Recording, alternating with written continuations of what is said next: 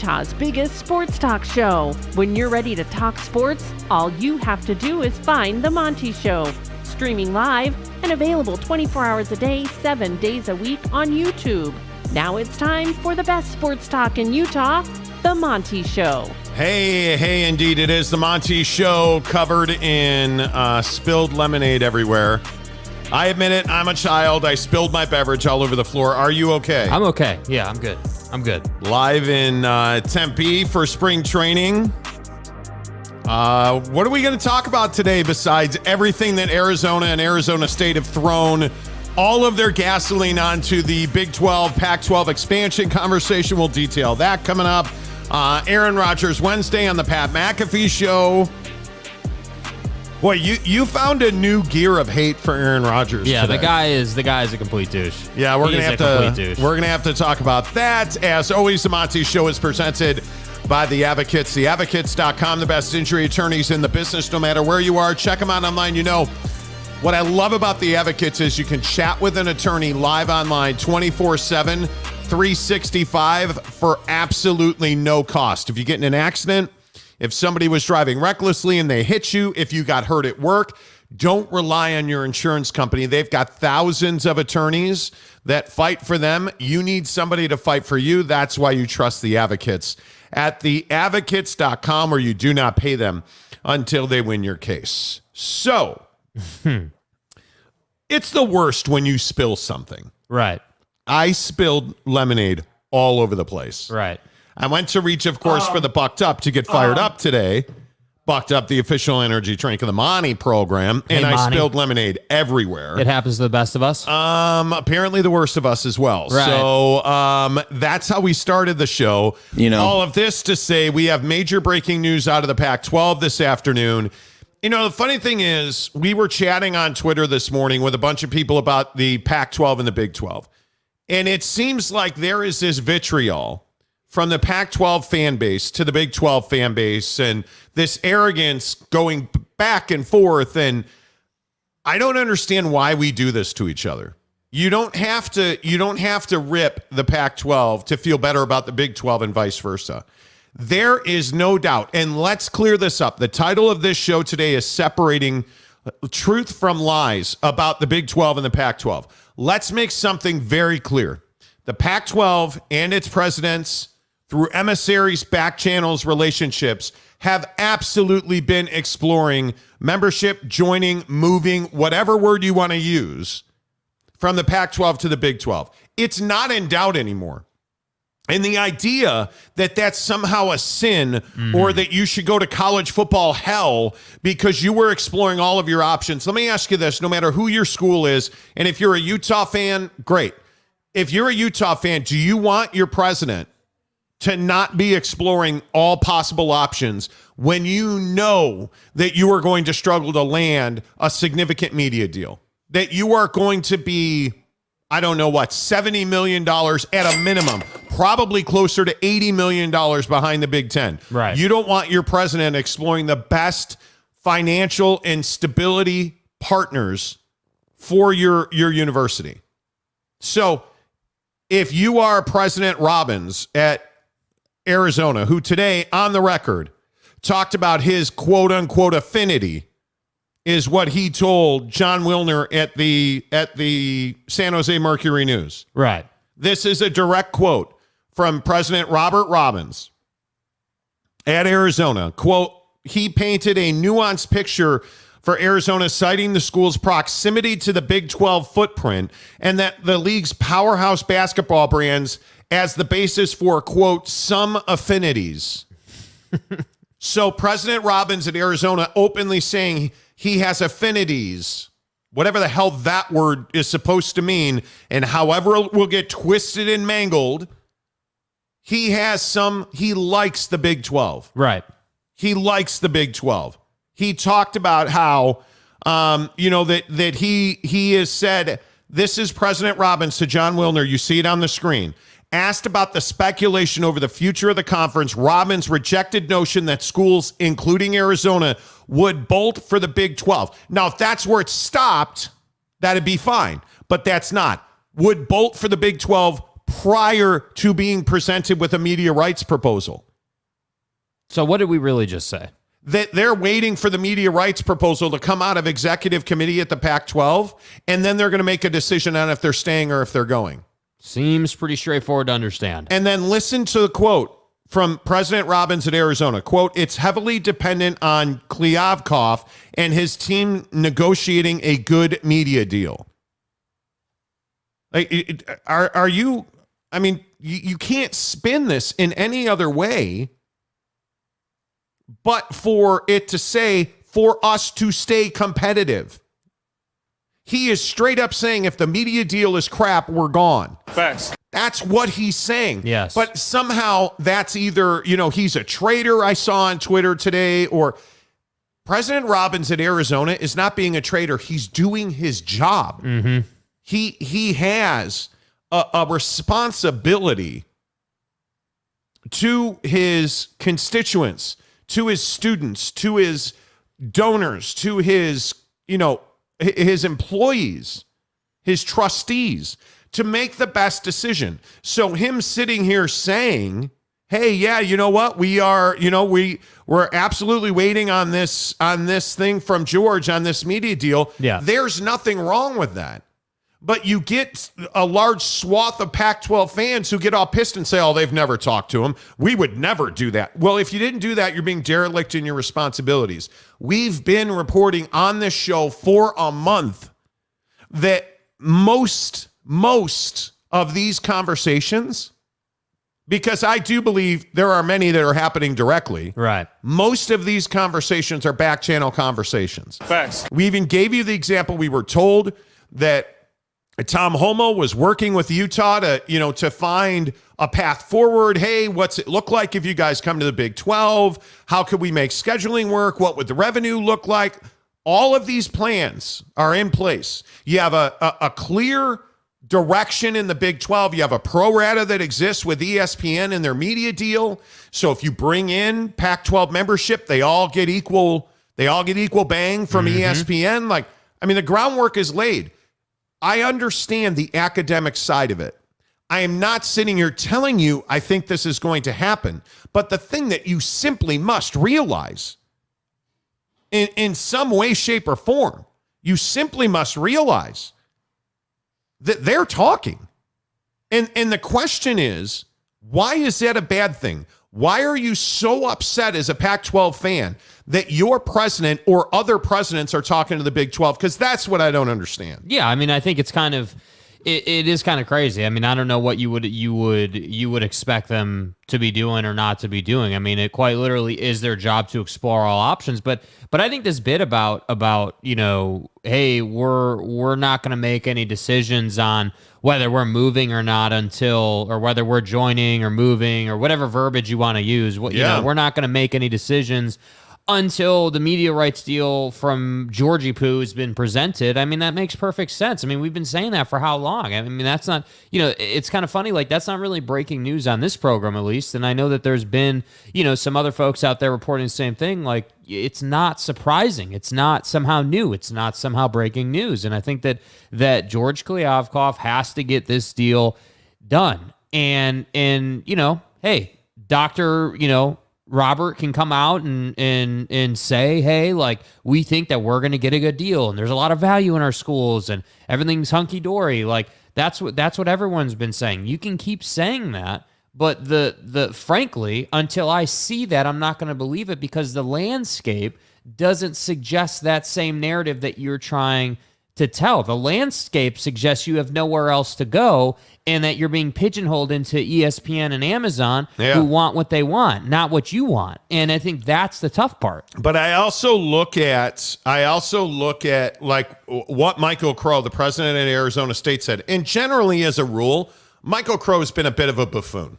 He is an arrogant jerk that most people don't respect. Right. He's a guy who does not communicate well. He is absolutely that guy that stands above you and looks down his nose. Ask people at GCU what he said about GCU and how he's treated GCU. And Michael Crow's a bit of an arrogant bird. He likes if you himself will. some Michael Crow. He does.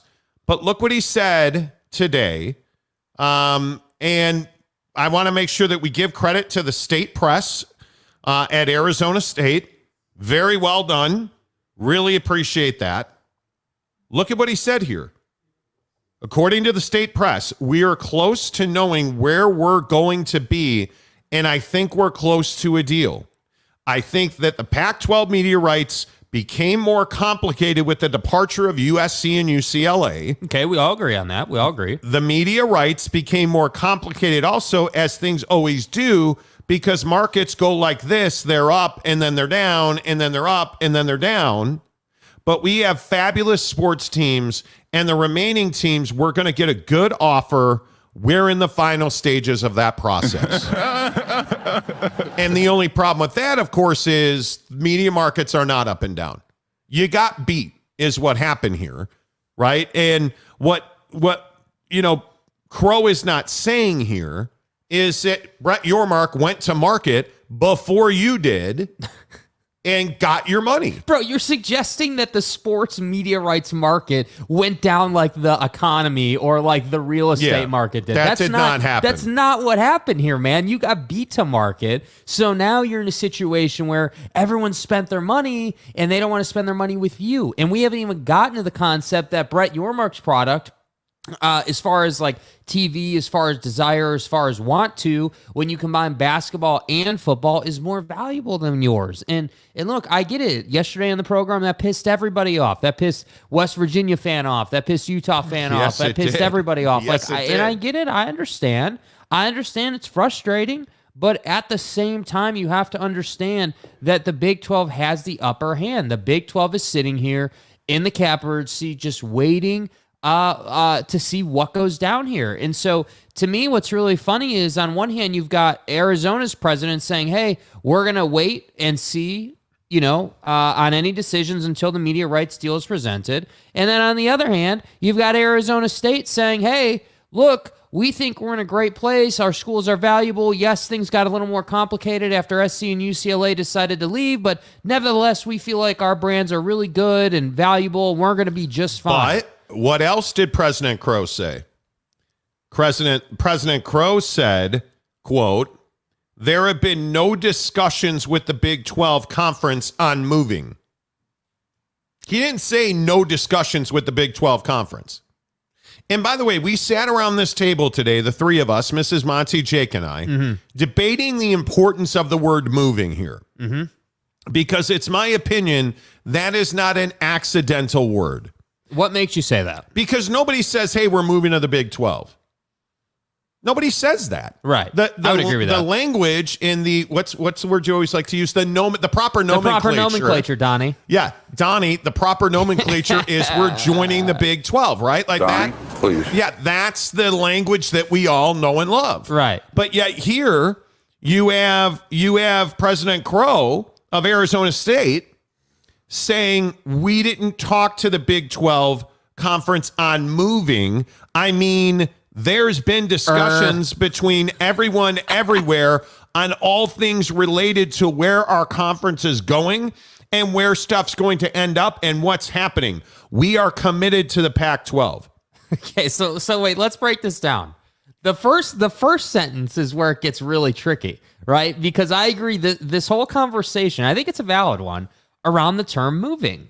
Moving is not the proper nomenclature, Donnie. Moving is not the word that is ever used to describe a school joining another conference, right? We didn't say BYU moved from independence to the Big 12. We didn't say that Texas and Oklahoma moved to the SEC. What did we say? We said, hey, these programs joined the SEC. They joined the Big 12. It's a really interesting choice of words. And I get it. There are a lot of people out there who are going to say, oh, well, you just nitpicking and, you're mincing on his words and you're being too harsh. And hey, maybe we are. I'm open to that conversation. But I thought it was a really interesting point. I don't know if we're right or wrong on this choice of term. Yeah. I know that that's not the word that most people use. So I thought when he used it in that way, being who he is at Arizona State, I thought that was really interesting. And maybe it is. Maybe it is. Listen. You know what, Ginder? Maybe you're right. Maybe it's semantics. Maybe it is. And like I said, I'm open to that. By the way, Mrs. Monty full on said it's semantics. Hey, guys. Yeah. The word moving means absolutely nothing different than joining, and she is a lot more commonsensical than I am, frankly. So, hey, maybe it is. Maybe that's exactly what it is. But what I'm saying is, I don't believe people that are educated to the level of Michael Crow, the president of Arizona State, speak out of turn. He gave an interview to the school newspaper. That was not by accident. No, it was not. Number one. Number two, these lines are prepared. These lines are absolutely rehearsed, prepared, filtered, gone over. The word moving, in my opinion, was not an accident. Just like nothing else was an accident. And that's why I say, I don't know. I think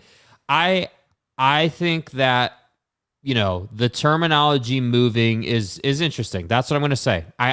We certainly cannot sit here and say that he is using the word moving because he doesn't want to say joining the Big 12. We can't definitively say that. But I do think it's interesting. I also think it's interesting that Arizona and ASU, like we reported last week, are not on the same page very clearly by the differences in their statements today.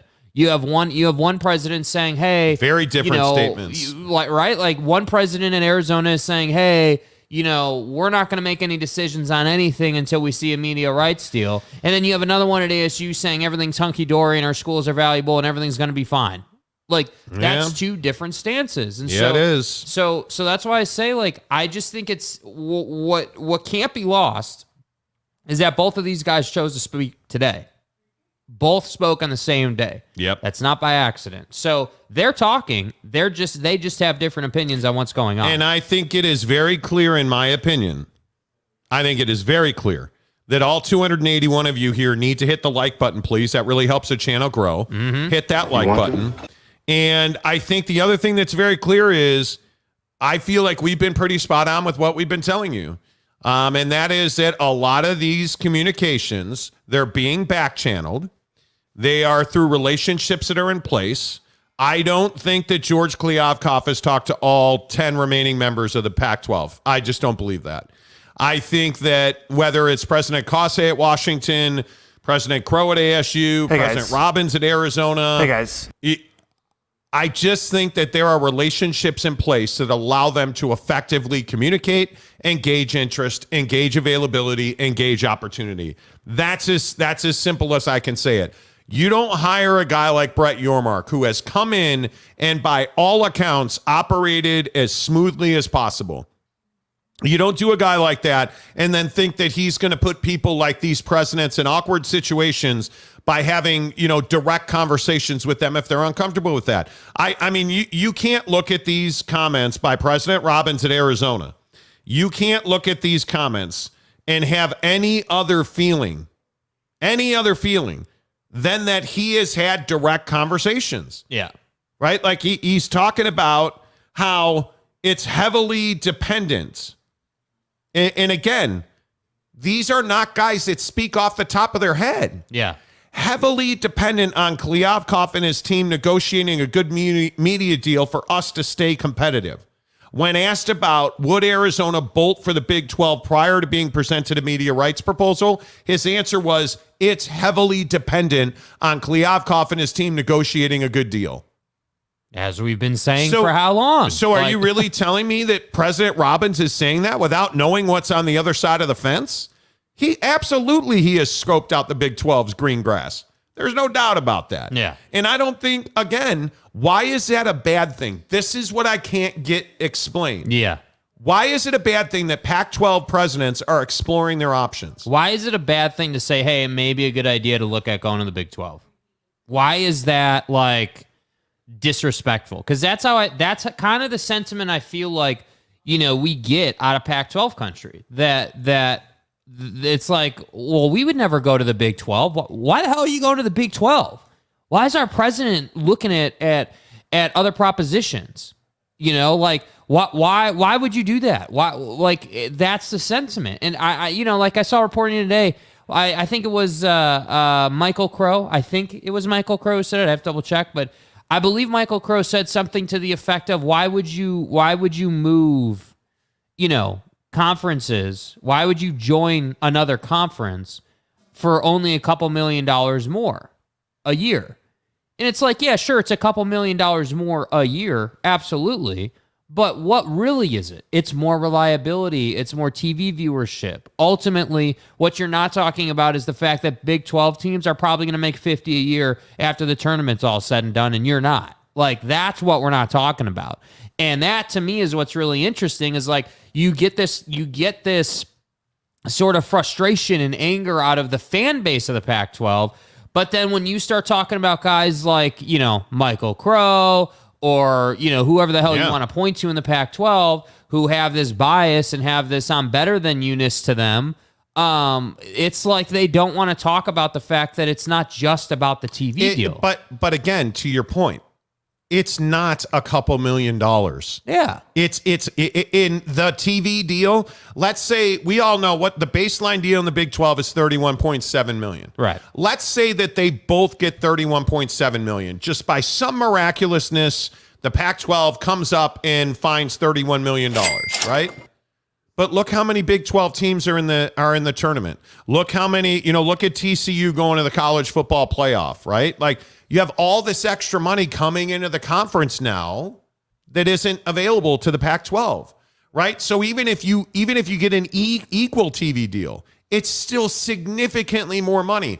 It is a significantly better opportunity to get into the NCAA tournament, to get into the college football playoff, even in an expanded environment. Right. Because the Big 12 is a better conference. It's more stable. You have guys from around the country that make these decisions about who's into the college football playoff and who's into the NIT versus the NCAA tournament. Gonzaga. Those guys, you know what? Those guys are watching games on television. If your games aren't on television, if your games are on Apple TV, if your games are on Amazon, you're not going to have the eyeballs. You're not going to have the reach you need to prosper. So it's not just a couple $1 million a year. Yeah. It's tens of millions of dollars a year. Yes. And that doesn't include corporate sponsors. That does not include the Toyota Center. That does not include, like Michael Crow talked about, the need to upgrade their arena. It doesn't include the infrastructure and the money and the donations and the boosters to upgrade your facilities, which are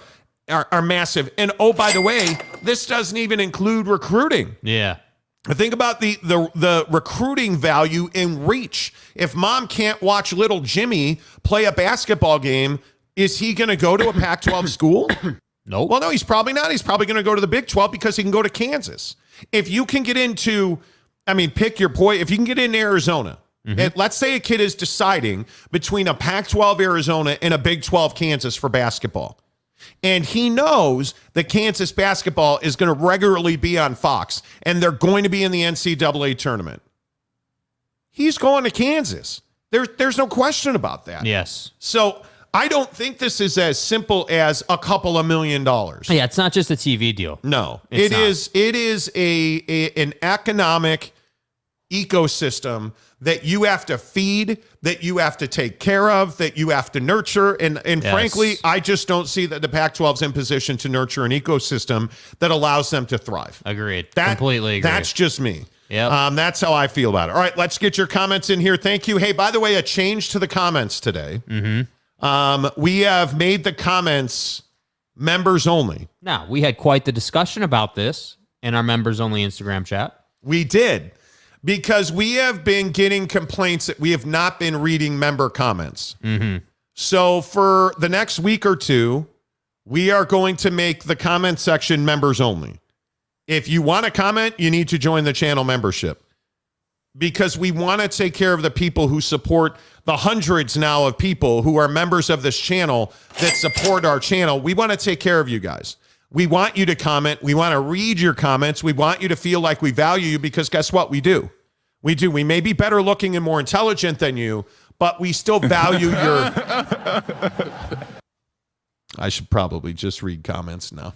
All right, let's do it. Jazz Perch 1 says 8 games for Ja Morant. Wow, happy Wednesday, fellas. Yeah, we'll get to that. We'll get to that coming up in about 40 minutes here on the Monty Show. C. Kaufman, good to see you. That's not enough games for Ja.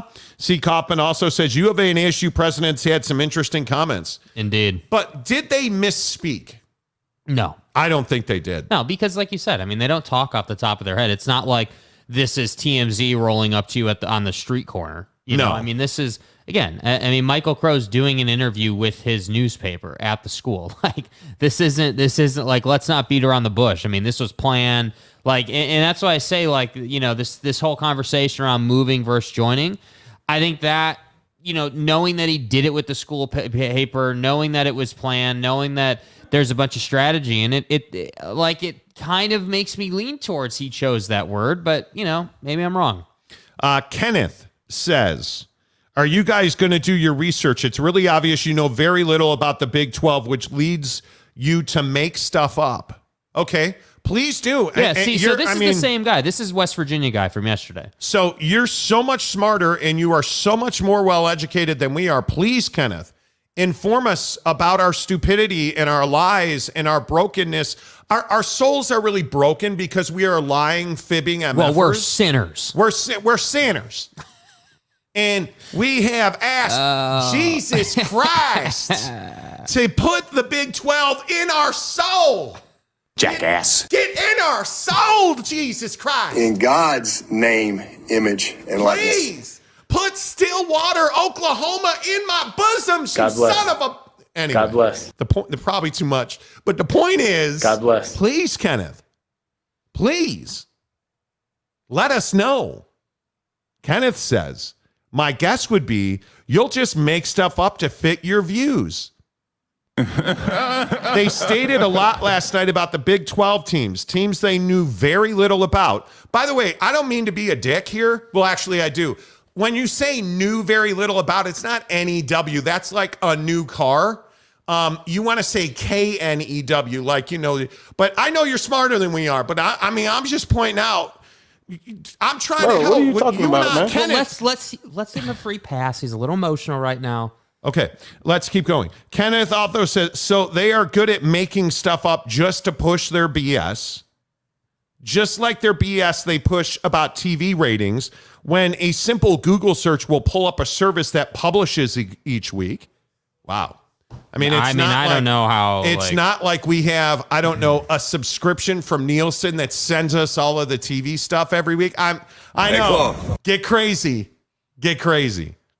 Kenneth says they also put out BS about school academic ratings. Well, again, I'm just telling you the institution that essentially runs AAU ratings, they're the ones we refer to because and we put the picture on the screen. Because everybody uses that as the gold standard. I mean, Don't play intramurals, brother. You know, dude, you need to take a chill pill. Like, come on now. Come on, man. You can't call me stupid and then have a grammatical error in the comment where you're calling me stupid. I mean, Everybody is outraged. You know. I know. Oh, my God, dude. You know. All right. Cowboy Rev says Big 12 and NFL are partnering on a pro day for all Big 12 teams and will be on NFL Network. Nice. I like it. I like that. Patrick Boren says Brett Yormark has sealed a deal to have the whole Big 12 NFL Combine at Dallas Cowboys facilities on NFL Network. Yeah, baby, adding value to the conference. See, this is what I mean, right? Like, and I hadn't seen this until you guys started to comment about it.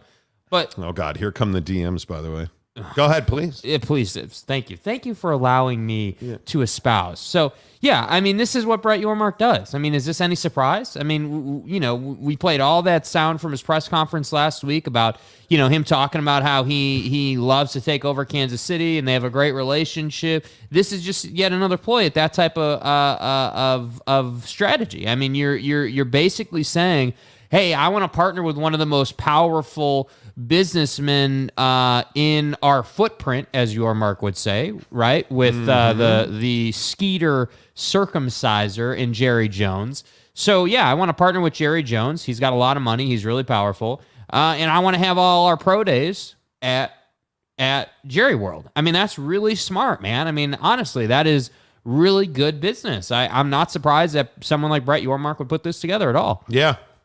Look, and if you can get, and I believe, I could be wrong, but I think that's for next year, not this year, next year. Mm-hmm. If you can get all 14 teams to participate in that, good luck. I mean, it's genius.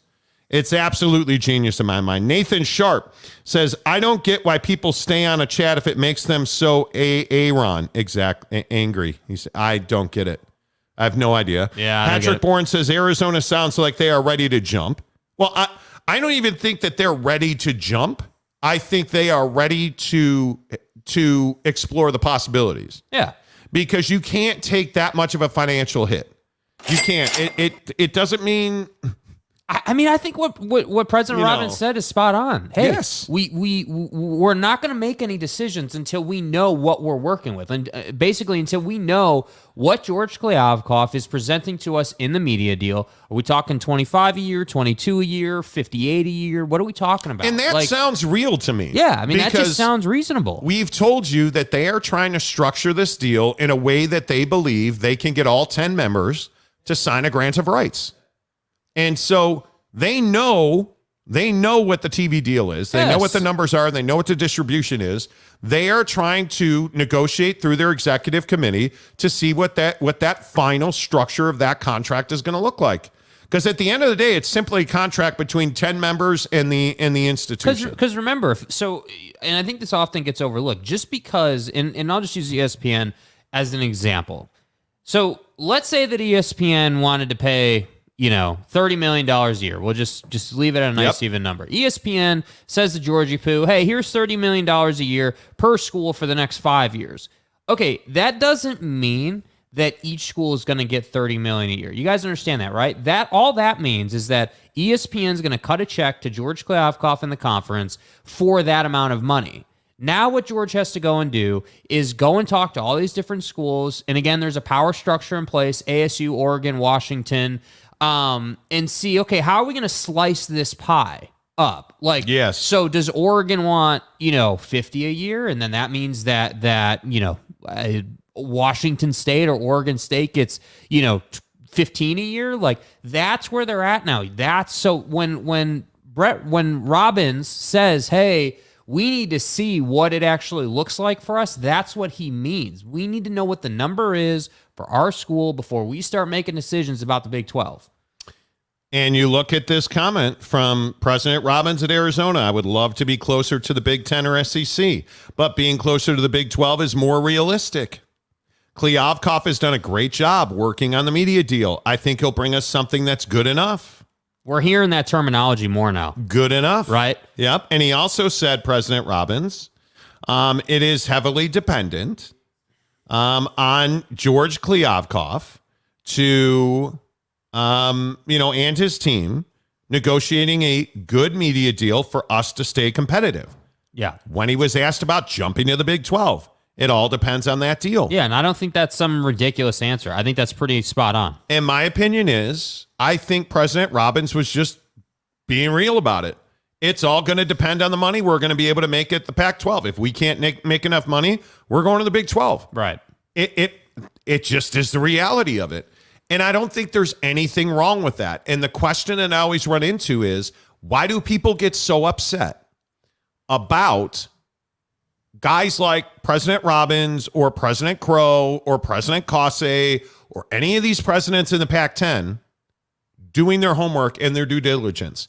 Because again, even if you expand, you're not going to make more money because those are G5 schools. You bring in Colorado State, Boise State, San Diego State, SMU, pick the G5. That's existing. That's not expanding. And I don't even think it's controversial at this point. I don't think it's at all controversial that this is how it's going. I really don't. Let's see. Kurt Peters says, I think Colorado is lining up their options to exercise if and when needed. What are the odds Cleaver Cock comes with a decent deal? I'm sorry, did you say Cleaver Cock? What are you, nuts? Dude, Cleaver Cock is a new one. Kurt, congratulations. I think, again, I can only go with what we've been told. Yeah. Our sources in TV have told us the Pac-12 is at $22 million. that they're having trouble finding a way. That's why you keep hearing about Amazon and Apple together, because they're trying to get more money. But those two are competitors, and I don't think Apple's going to buy in if Amazon's part of it. Right. I think Amazon wants a game of the week on Friday nights. That's how much money are you willing to pay for that? Mm-hmm. Right? Like I look at Apple TV. I mean, they're getting crushed on MLS soccer right now. Like nobody is watching. Nobody is buying. Better send those refunds. It's a very challenging market space right now because you're the last one and you don't have Southern California. It makes it very difficult. Yes. It really does. David Sebesta. What's up, David? They're secondary schools in secondary markets. Like Colorado State's one, Fresno State's another one where the alumni always get upset when we say it, but are you really a school that's worthy of a P5 spot? And okay, so maybe you are. Let me ask you this. Does Fresno State or Colorado State or SMU or San Diego State? San Diego State, again, geographically, I think is very needed in the Pac-12. So SMU, Colorado State, Boise State. Do any of those three move the needle, if you will, become a game changer? Obviously not. Be a difference maker. Any of them. Because I'm telling you they're not. Yeah. I'm just telling you they're not. I don't see. Yeah, I'm with you, man. I think you can't. And we kind of had this discussion late last week, and like I was mentioning on the show yesterday, we did a short on it. Like, the Pac-12 adding a G5 is not expanding. That's just sort of surviving. That's kind of band-aiding the situation that you're in. And I'm not saying it's wrong to do it. I mean, again, as you just said, like I'm with you. I think that they need to be adding San Diego State specifically, but obviously, you can look at some other options, SMU, Fresno State, like you guys know the names. So yeah, I think that's a process that needs to play out, but that's not going to play out until this media rights deal is done. And whether you agree or disagree with that, at this point, it kind of feels like that's irrelevant because they're going to go ahead and push forward with this media rights deal. I agree. If you were going to add San Diego State and you were going to add these other schools, you should have done that before you started writing a media rights deal. But that's not how they looked at it. And so that's why they're only at 22 a year, in my opinion. Yep, totally agree. Don't forget that Bucked Up is the official energy partner of the Monty Show. Get to buckedup.com. You can get 20% off your purchase at buckedup.com by using the promo code Monty at checkout. Get 20% off. But again, in the comment section below, there's a link for free samples and a free shaker, and it is the single greatest shaker you will ever use. I love my Bucked Up shaker. I love the fact that, and I show people this all the time, I love the fact that the blender ball thingamajiggers are connected to the post that's connected to the lid. I'm the guy. They wind up on the floor or in the bottom of the dishwasher, or heavens to Betsy, they wind up somewhere that they're not supposed to be. But with this shaker cup, they're attached. I love that. Yeah. It's chunky. It's a big cup, so you can't break it. I love it. What's up, big bro? And you get 3 free samples of your choice. I would tell you, do the pre-workout, because the pre-workout is a great pre-workout from Bucked Up. Great ingredients. They have high stem. My wife does not like high stem, which means a lot of caffeine or a lot of stimulant. She likes the low stem. They make it in their energy drinks. My wife is a white can drinker, Bucked Up Energy. It's 100 milligrams of caffeine. Whatever you need, they've got a solution for you. Get it for free at the link below in the description. It says free samples and a free shaker, buckedup.com. Use the promo code Monty, or click the link for a free shaker and 3 samples. Or if you go into any of the Bucked Up stores, like our guy Roger Sales did, I believe he went into Orem, sent us a picture, hooked it up. Boom. Absolutely, Roger. We appreciate you doing that. Tell me you heard about it on the Monty Show. They'll give you a free Bucked Up energy drink. Speaking of Roger, look at that. There he is. He says, I haven't watched live in a few days, so great time at your birthday party. Won a great golf shirt. Roger, appreciate you being there, man. You go. He says, let's do more events. The funny thing is, we had the Big 5-0 birthday bash, and everybody's like, hey, man, can we do an event a week? Hey, Monty, can we do an event every day? Nope, can't do it. Cannot do it. Andrew H. What's up, Andrew? He says, Smurf Terp worth at least $42 million. Nah. Exactly right. Gumby extra regular. The Pac-12 adding a G5 is just surviving. Now do the Big 12. Agreed. But that's the thing, man. If you are the Pac-12, the hardest part, and the reason I think so many Pac-12 supporters don't want to talk about the fact that their presidents are talking to the Big 12 is because if you just lose one, I mean, if you lose Oregon State, Washington State, okay. If you lose any of the four corners, if you lose, I mean, either of the Arizonas, Colorado, Utah, I don't think you can fix that. I don't see a way you can replace that. Certainly, if you lose Oregon and Washington, who I think are the two biggest brands in the conference, I don't see you replace that. Yeah, no, I agree. And there's just no way. And I think the problem is, not that I disagree with that at all. I think, unfortunately, because of the fact that your numbers are limited here, you can't afford to lose Oregon or Washington State, Oregon State or Washington State. Even though those are secondary brands, because you've only got 10 schools left, you can't afford to lose them. And that's totally where I agree. think that's where I think if you want to play the San Diego State, SMU, or Fresno State card, okay, we can play that card from that angle.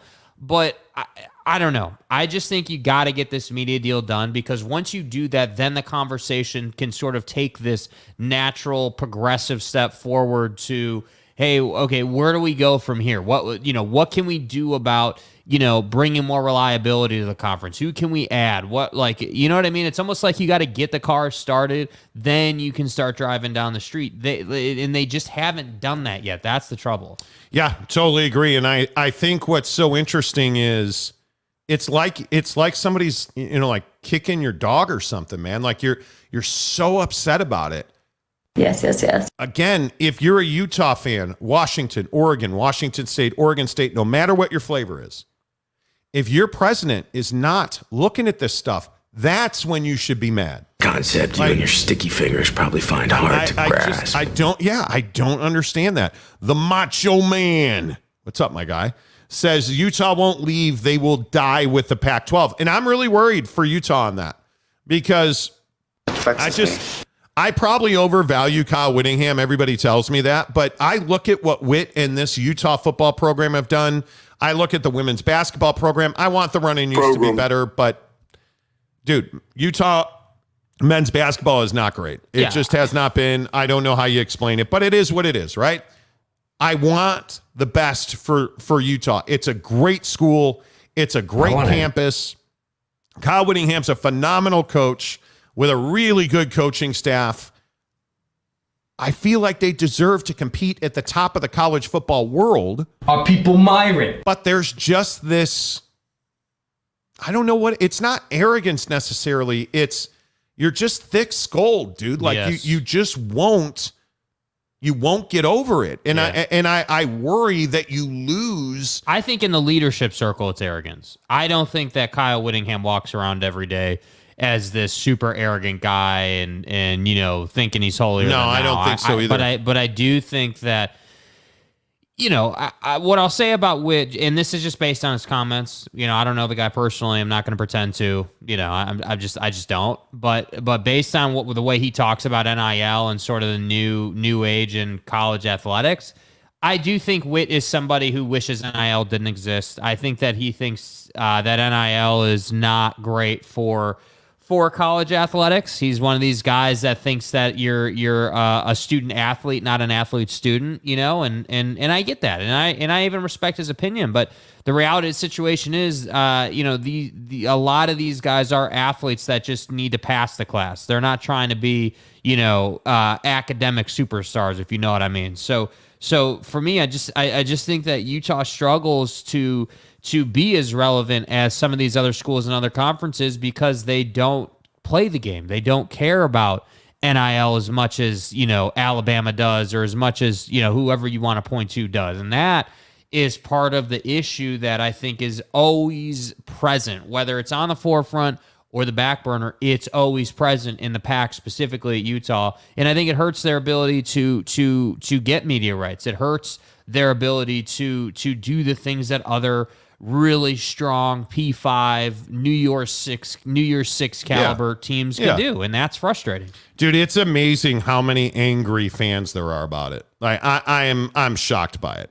I'm absolutely shocked by it. Mr. Preston says, Bucked Up has a pink lemonade. I tried it yesterday. It was smooth. I don't hate the pink lemonade. I'm a big lemonade drinker, man. Yeah, so is the floor. Yeah, so, dude, it's 1 minute before the show, and we've been here in Arizona. We're at spring training in Tempe, Mesa, Arizona for the week. It's quite nice. And so, like, we've been having lemonade before the show. Yeah, kind of in the vibe. You know, it's a little warmer out. I thought, hey, maybe get some lemonade from the store. Like, it's good. Jake's been bringing me a glass of lemonade. Right.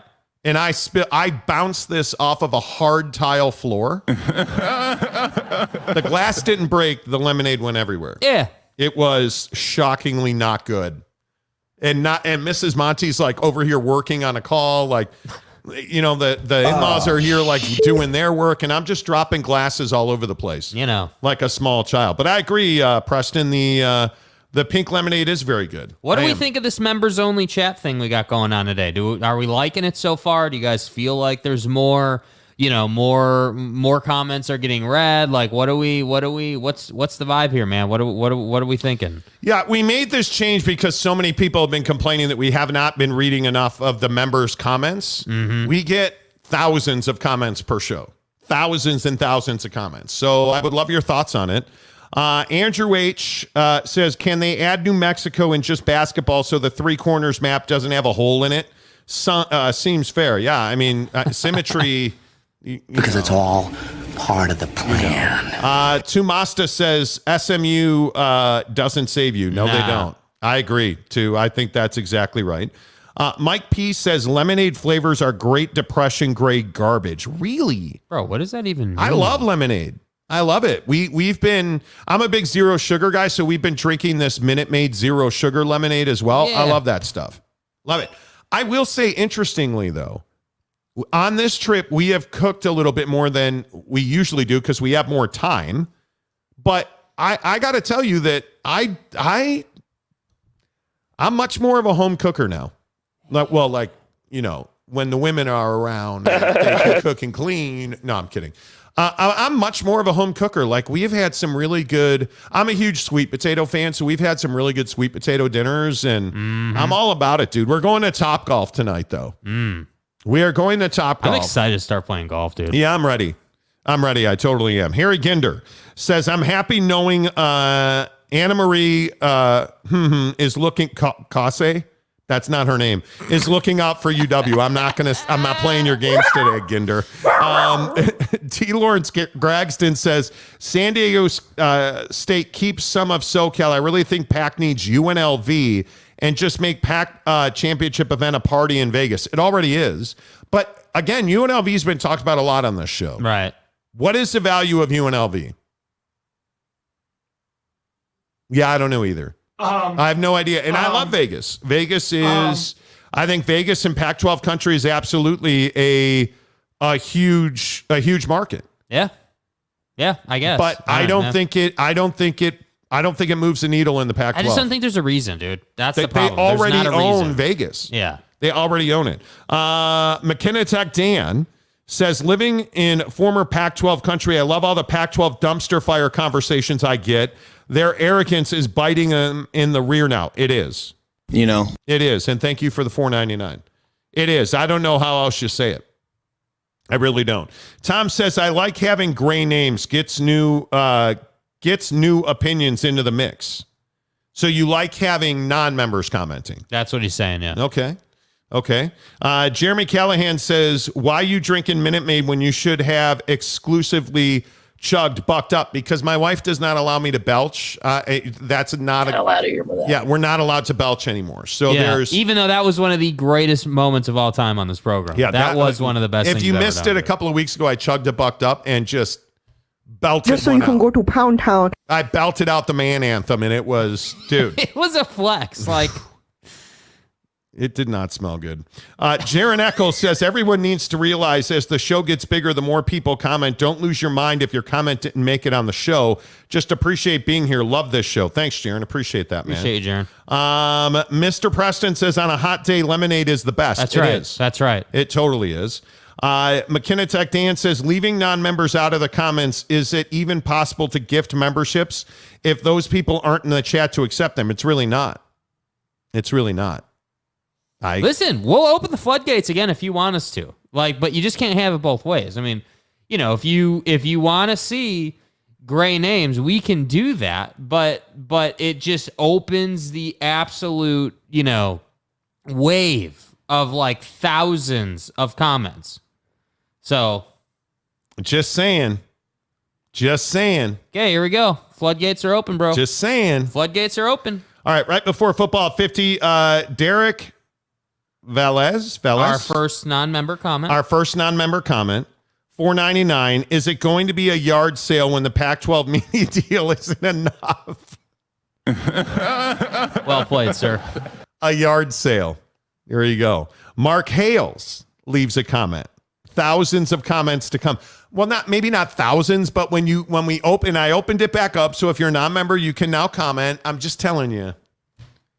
Yeah, exactly. Tom says, welcome back, gray names. So it seems like everybody's pretty much in agreement that you want non-members to and just to clarify, right above that, it's not subscribers, it's members. YouTube gives creators the option. Yes, we have memberships on this channel. It's $1.99 all the way up to $9.99. $9.99 gets you into our exclusive Instagram members only chat, where this conversation had already been happening today. Yes, there was a huge conversation before the about program. There it is. RA says it's really lame you'd force people to pay to participate in a show. It's not. It's not paying to participate. It's protecting the people who do pay. To participate. Yeah. We can't win for losing. I think that is what it is, and I get it. Sebesta says, is this now like the Access Bowl for G5 schools? It is. It is. Matt Nissen says, welcome to the Pac-10 garage sale. Hello, man. Exactly. I swear TV. Okay. SMU doesn't save them, but it's the best investment to boost the brand. They've already have 7 best transfer class and recruiting 4 stars. With P5 endorsement, they could be huge. They could be. They absolutely could be. There is no doubt about that. Mark Hales says, pay to play. That will get you in trouble with the honor code. It will. Well, Showgram is 5th, Like the it's Showgram not is 1. The Showgram is 5th. The Showgram is 5th. I agree. I totally agree. The Showgram is, we try our best, but we're always Listen, we try things on the show. Don't get all pissy. Don't say, it's really lame that you have to pay to play. Well, we opened it back up. Look, okay? Just Dan, relax. McKenna Tech Dan, you can now gift memberships. Yes, gift everybody. Do gift what you everybody, like. Dude. You guys, it's your show. Do what you like, man. Yeah. We're just trying to accommodate people and protect. It's a click of a button. We're not scheming. It's fine. We're cool. just trying to protect people. All right. Without further ado, let's protect your right to listen to Aaron Rodgers on Football at 50. 10 to the hour. Every hour on the Monty Show, we're bringing you the biggest stories in football, presented by our good friends at Papa Murphy's Pizza. Dude, I'm telling you, I cannot wait to pop open the Traeger when we get home. Get the Papa Murphy's Pizza, the marinara meatball, put them on the Traeger, and just go to Pound Town. It's a tradition unlike any others during the Masters. The Masters. Jim Nance, yes or no? Yes. Okay, there you go. Use the promo code Monty25 to get 25% off your purchase of $25 or more at Papa Murphy's Pizza. Aaron Rodgers, he said a bunch of stuff. Aaron Rodgers does not like Diana Rossini or Adam Schefter. How do you feel about the narrative that you have a laundry list before you can do anything? Listen, just ask Schefter what I text him when he somehow got my number and texted me. I didn't respond to Diana Rossini, I think her name is. Yes, Diana. You got my Great number work. as well. But I would say the same thing that I told Shefty. Lose my number. Ooh. Nice try. Listen, I'll speak for myself. I'm sure there'll be people that have their sources, but from what I've seen, it's like I had a sheet of paper when I met with the Jets, and I said, "Sign these people." And that's not the reality. That's so ridiculous. All right. Dude, we get it. And then Adam Schefter screenshotted the tweet or the text message that he had with A-Rod. Here's Adam Schefter on Twitter confirming Aaron Rodgers' report, where Aaron Rodgers said, "Lose my number, good try though." Is that Aaron Rodgers doing Aaron Rodgers, or is that Aaron Rodgers being a dick? No, it's Aaron Rodgers being a dick as usual, which is doing Aaron Rodgers. Dude, I'm telling you, this is crazy now. It's absolutely crazy now. This whole Aaron Rodgers thing, I just don't know. I don't know where you go from this, but Aaron Rodgers also said on the Pat McAfee Show today that he wants to play for the Jets. I want to get back into my workouts and see how it feels.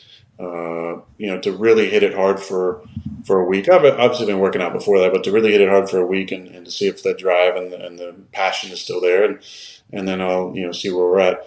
And so again, this is why this is not a decision here. The decision I think was made in my mind whether or not I was able to admit at that point. Really on that Tuesday, I wanted to play, and then it was how is my body feeling? Is it going to be able to hold up? So at this point, as I sit here, I think since Friday, I made it clear that my intention was to play, and my intention was to play for the New York Jets. Okay. And I haven't been holding anything up at this point. It's been compensation that the Packers are trying to get. What do you make of it? What do you make of it? What I've always made of it. This guy wants to be in the middle of it. That's what he wants. Why is that a bad thing? Because there's limits to everything. There's lines to everything. I understand if you want to control your situation. Totally get it. Especially in the NFL, because it's not a players' league. It's an ownership league. So I understand if you're an elitist in the league and you're one of the best quarterbacks like Aaron Rodgers, I have no problem with that. If you perform on the field, there's a certain level of control that you have earned. I have no issue with that. But my issue is when I was cool when the Darkness Retreat first came out. I was like, okay, look, if you want to go and do this, fine. That's your prerogative. No issue with that. But now you want to talk about how, going into the Darkness Retreat, I was 90-10 that I was going to retire. And now coming out of the Darkness Retreat, I want to play and I'm going to hit it hard for a week. And, the Jets came and saw me and they embarrassed themselves by leaving their cars on the street. And, and now it's just up to the Packers and the Jets. I'm not holding it like, dude, we get it. You want to storytell everything. So the other thing that he said that I thought was total BS, and by the way, Pat McAfee, I thought, did a great job of shutting up and letting Aaron talk. I'm a big Pat McAfee fan. I watch his show every day. I thought he did a great job with this. I think the thing that Aaron said that makes him look like an idiot is that when he went into the Darkness Retreat, he was 90% going to retire. Yeah. He came out of the Darkness Retreat and he said, well, I saw all the texts and the emails and I saw the way the tone changed with the Packers. That motivated me to keep playing. You're full of crap. Yeah. I don't believe it for a second. I don't believe that you were going to retire. Again, I'll just say what I've said for a month. You're not walking away from $59 million. Your cocky, arrogant attitude's not going to let you do that, man. Yeah. And listen, I say good luck to the Jets. Because in this league, when you buy quarterbacks, you rarely win. Yeah. Tom Terrific. Obviously, Tommy was a different deal in Tampa. But you can't tell me that Aaron Rodgers goes there. And listen, I know they signed Alan Lazard, and they're working on Mercedes Lewis, which I think would be a huge pickup for them. Hey, that's all well and good. And I know their defense is really good already. I totally get it. Aaron Rodgers, in my opinion, is a very mediocre big game performer. Yes. And that's what this comes down to. Aaron, I think, is probably motivated. I thought if you missed the interview with Pat McAfee today, you were the only one because there were 500,000 people watching. I think there were 489,000 people at its peak watching the Pat McAfee interview today. And what I would tell you is he actually spoke glowingly of Jordan Love from the Packers. I thought he handled that with class. The 90% retire going into your Darkness Retreat was total BS. Yeah, I completely agree. I don't buy that. And by the way, Aaron Rodgers has earned the right to do this.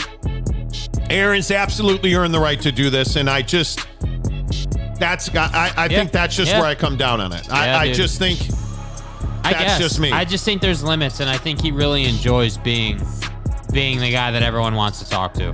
That's what I think. You think he likes being in the spotlight? Yes. I would agree. And my guess is the way that Aaron talked about food, Aaron Rodgers probably is a huge fan of the double bacon cheddar from Papa Murphy's Pizza. Fresh out of Papa Murphy's kitchen, the limited time double bacon cheddar pizza. Actually, it's fresh out of my oven. Dad, it's just an expression. Mozzarella, crispy bacon, and Canadian bacon with nacho cheddar cheese sauce. Now that is an expression. At Papa Murphy's, we make great pizza, so you can make the pizza great. In my oven. Order now at papamurphys.com. There you go. Papa Murphy's Pizza. Use the promo code Monty25 to get 25% off your purchase of $25 or more at Papa Murphy's Pizza. Hi, it is 4 o'clock Mountain Time. 1 hour in. If you are just tuning in, excuse me, we are in a day of huge breaking news. I want to read some comments on Aaron Rodgers because I think this is the second biggest story of the day. Let's see. Jeremy Callahan says P. Murphs. Yeah, P. Murphs. Whoa, Ken Williams is back. Ken Williams. Dude, your return. Can I come and pat your longhorn? So Ken sold the ranch. Are you aware of this? Whoa. Yeah, he sold his ranch. Kenny, what happened? He's retiring. Ken Williams, you sold the ranch. Yeah. My only question is, are you staying up in Wyoming or are you coming somewhere warmer? My guy. Wow. Congratulations, Ken. I'm not even joking. If you are somebody that's as passionate about farming and ranching as Ken Williams is, to sell your ranch is a big deal. Yes. Kenny, way to go. Yeah, dude. Way to go.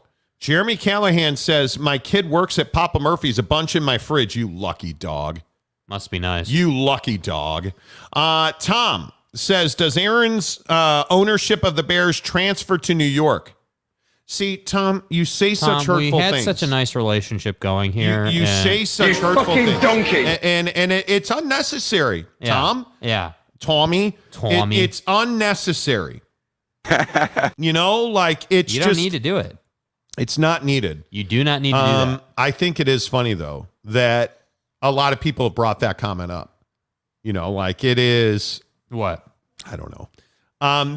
What about his ownership? Does he sell his ownership stake in the Chicago Bears? It's frustrating. The Bears suck, dude. It's terrible. The Bears are terrible. Let's not even joke about it. The Bears are awful. Yeah. Now, we are getting better. They are making really smart, salient moves. By the way, did anybody see Jalen Carter at Georgia's Pro Day? Holy cow, what a fat ass. Yeah, him and Zion have been hanging out, huh? I mean, dude, I won't even joke about it because I have got to believe that he is really struggling, because when you look at, if you don't know the story of Jalen Carter, the defensive tackle from Georgia. He was at the combine. He got served warrants over the phone. They called him and said, hey, we have warrants for your arrest. 2 misdemeanors. He left the combine, flew back to Athens, bailed out, flew back to the combine. Did not work out, and really just did a couple of interviews and left. He then has his pro day. He's gained 9 pounds in a week. Bro, they're saying he didn't just show up overweight. Dude, he didn't finish the workout. No, he could not complete the workout. He showed up. Dude, bro, he's lying on the field gassed. Yes. Oh, my God. He was gasping for air. At one person that I saw, one media member said they thought that there was an incident on the field where he does not look in great shape. And how do you draft this kid now? Yeah, I don't think it's a terribly sad situation with this kid, because this all came back to the Georgia football player and the staffer that were killed in a car accident. And we were told it was drunk driving. It was a 1-car wreck. Well, it turns out, allegedly, there was street racing with Jalen driving 1 car, and those 2 were in another car. Yeah. He was driving a Jeep Grand Cherokee Trackhawk, which is one of the most powerful motors on the planet.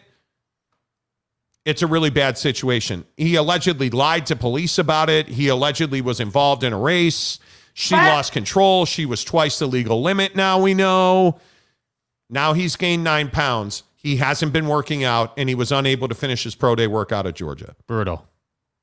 You just got, you got to feel terrible for him. Yeah, I mean, I have to think that so he's sort of at that crossroads in life where this can be a rock bottom, but are you going to bounce back? Because it's only 9 pounds. It's not like you're 50 pounds overweight. You're 9 pounds overweight. The bigger issue isn't even the 9 pounds. The bigger issue is your stamina's fallen off somehow. I mean, in what, a month's time? I mean, I know a month you can get out of shape pretty quick, but I just, when because the thing is, once you get to Georgia and you're at his level, it's just in your groove to work out. It's just in your groove to do that every day. And so, I understand you had to go back and you had to do the whole parole thing, or not the parole thing, but get bailed out. Like, you had to do all that. You had to handle your business with the cops. But I'm a little surprised that a guy this talented had this happen to him. I'm very curious if maybe it's the guilt of it. Maybe what but is is this not similar to John Morant? Oh, it's 100% similar. Yeah. Who's in your ear? Who are you hanging out with? Who's advising you? Who's the agent? Who's the mother? Who's the father? Who's the friend? You know what else I want to know? Where's Kirby Smart? Because Kirby Smart talked all about how their team atmosphere and their family culture was love and God and family. Except when your staffer is twice the legal limit and 2 of your players are allegedly racing massive motors in $120,000 Jeep Grand Cherokee Trackhawks. Yeah. Where does that fit into the God, love, and football culture? Where does Stetson's incident fit into that culture? Just curious. That's what I need to know. And again, I'm not saying that Nick Saban's been perfect. His guys have gotten in trouble. You don't see Nick Saban's guys having poor workouts at the combine. Stay home. You don't see them embarrassing themselves, unable to finish drills on the field. Yeah. Somebody should have said to Jalen Carter, don't work out today. Because he's not, is this kid even a first-round pick anymore? I mean, that's questionable now, right? He's going to get drafted. Somebody's going to draft him, but not in the first round. Are you kidding me dude. with the money that this MFer just lost because his fat ass was on the field in Athens, Georgia, and couldn't finish a basic combine drill?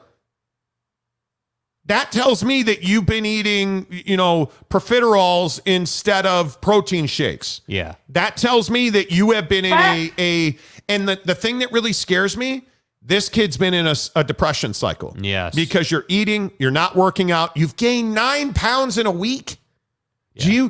Do you guys understand how many calories that is for somebody that works out at the level that Jalen Carter works out?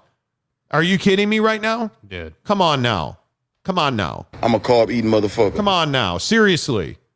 Come on now. Riley O'Brien, what's up, my guy? Best RV salesman in Utah. Check him out. He says, what is the biggest surprise move thus far for you guys in the NFL? Tons of moves, but what's the first that comes to mind? Dude, it might be the Chicago Bears, because I did not see the Bears spending this kind of bread. I did not. That or the 49ers. Like, I look at the Bears, the Chicago Meyer and Wees. The build a stadium on a pile of crap. Tremaine Edmonds and TJ Edwards. I mean, Tremaine Edmonds might be the best linebacker you've had since, I don't know, Roquan. Tremaine Edmonds is probably as good as Roquan was, right? I mean, and if Tremaine Edmonds brings this team back to the playoffs, they're going to start talking about the Chrome Dome Wonder and Brian Urlacher. Right. Did you just say the Chrome Dome Wonder? Yeah. The legend. Brian Urlacher. But I will also say, I think the San Francisco 49ers, although some of their moves now have been, you have, what's the most grotesque sexually relevant way I can say this? You have huge balls and a small peen. Stay hard. Because you signed a bunch of dudes. Stay hard. That probably was too much. You signed a bunch of dudes, and then you lost a bunch of dudes. Right? Like Javon Hargrave, dude, that was 12 inches of power. Okay. But the problem is, bro, Alshire's a huge. Can you measure it? Dude, Alshire's a huge loss for them. A huge loss on that defense. And look, man, I like Drake Jackson. Drake Jackson's a baller. He can play, Hargrave, Armstead, Bosa, Greenlaw, Fred Warner, Charvarius Ward. Like, dude, you guys you're going to be fine. Yeah, it just doesn't feel as good as it felt on Monday, does it? Never does. No, it doesn't. No, it doesn't. It never does. So, and listen, the Sam Darnold signing, good signing. McCaffrey, Debo, Ayuk. Got a lot of injury report guys, dude. George Kittle. I'm just telling you. They're a good team. Are they going to the Super Bowl? I don't know. I don't know, dude. I think they are going to miss Alshire like he's a 6-foot blonde and you're single, dude. Like, you're going to miss that dude. You're going to miss him. Hullabilly says, my boy must be friends with James Harden. Is that a real question? Dude, are you really cracking Jalen Carter like he's James Harden? Yes, dude. Oh, my God. He does not have crabs in his beard. Listen, the only difference between fat ass A and fat ass B is the motivation to be a fat ass. I mean, James Harden wanted to be fat so he could get to a new situation. Jalen Carter got to his new situation, which made him fat, which is a totally different situation. Okay, what are you doing? Drethman wants to just constantly comment shart. And then somebody named Shart is here. Okay, see, this is what I'm talking about. We open this up to all the randos, and this is what we get. And this is what we get, you guys. It's just one of those things where now I got to put you in timeout because now you're coming in here, Come on now. Come on. Oh, God. Teddy Wayman is in it. Anytime I see Jet Wayman, the tile king of Utah, doesn't make you feel responsible. Saying, hell yeah, I agree, Hullabilly. Hullabilly's a very dangerous. Hullabilly is the guy sitting in the corner in the dark, waiting for a chance to pounce. He is. Hullabilly will come for you. Yeah. Yeah, I agree. And yet now, you know what? Now What's we happening? have to get rid of. Well, Shart said some really nasty things, and we're going to have to put Shart in timeout because that's not funny, dudes. That's an issue. Yeah. Let's not get crazy here, dudes. So I like people, but when you start talking like that, it's not worth all that. Let's see. Big Dog O-Town says, am I still a member? Yes, sir. You're still a member. Why would you not? The DA, Monty, grow up with the what? The back to, okay. Dude, y'all are tripping, bro. It's going to be that. What day is today? Today's Wednesday. Is that why y'all are tripping? We were talking about the Pats getting, I don't want to hear about the Patriots winning another game. We've talked about this. We've talked about, and then here comes the spam call. Dude, I'm telling you, it just rolls in, dude.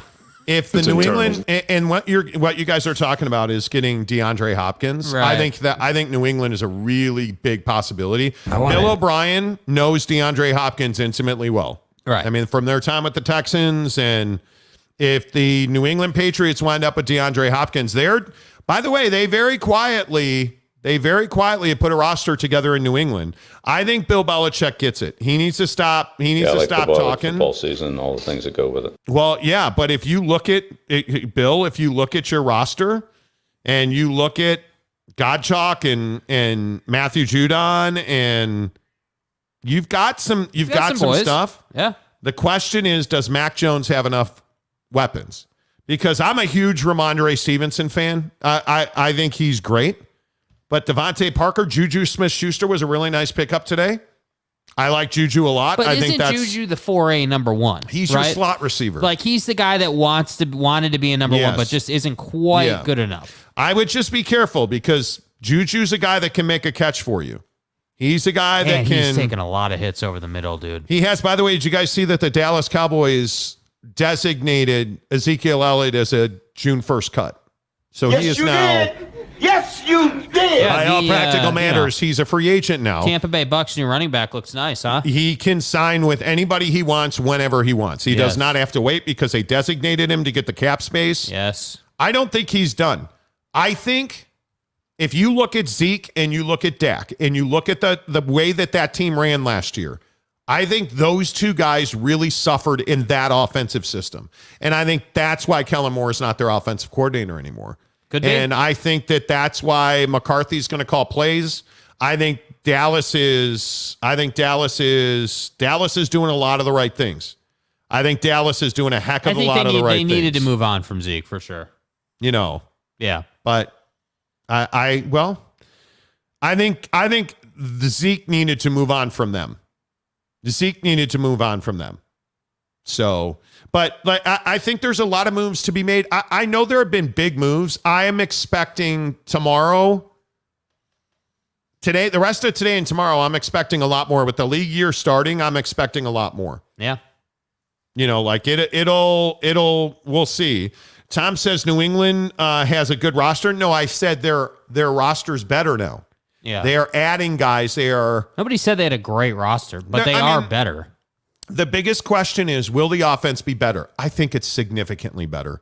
Mac Jones is a better quarterback than I think we all give him credit for. I think Bill O'Brien going into New England and tweaking that offense and bringing more professionalism and, actually being an offensive guy. I mean, again, you guys, they had 2 defensive coordinators running the offense last year. Matt Patricia is a lot of things. He is not an offensive guy. He's not an offensive guy. Not. But it doesn't make him a bad guy. But it's in Chicago. Look at our guy Matt Eberflus. Yeah, Eberflus is a decent head coach, but he's a defensive guy. Yes. When did we get away from hiring the best offensive minds to be your head coach? Yeah, I don't know why it became cool to ask a defensive-minded guy to be an offensive coordinator. I'm not really sure why we decided that was okay. All right, let's see. The DA says do a contest. The closest to the Pac-12 media number wins. That's not a bad idea. That's like a thing.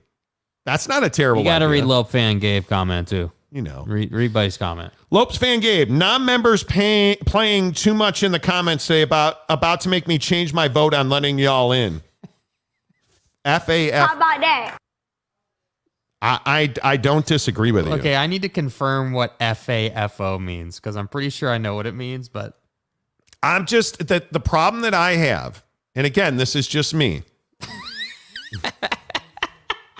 You didn't know that's what that meant? I just wanted to make sure. FAO means fuck around and find out.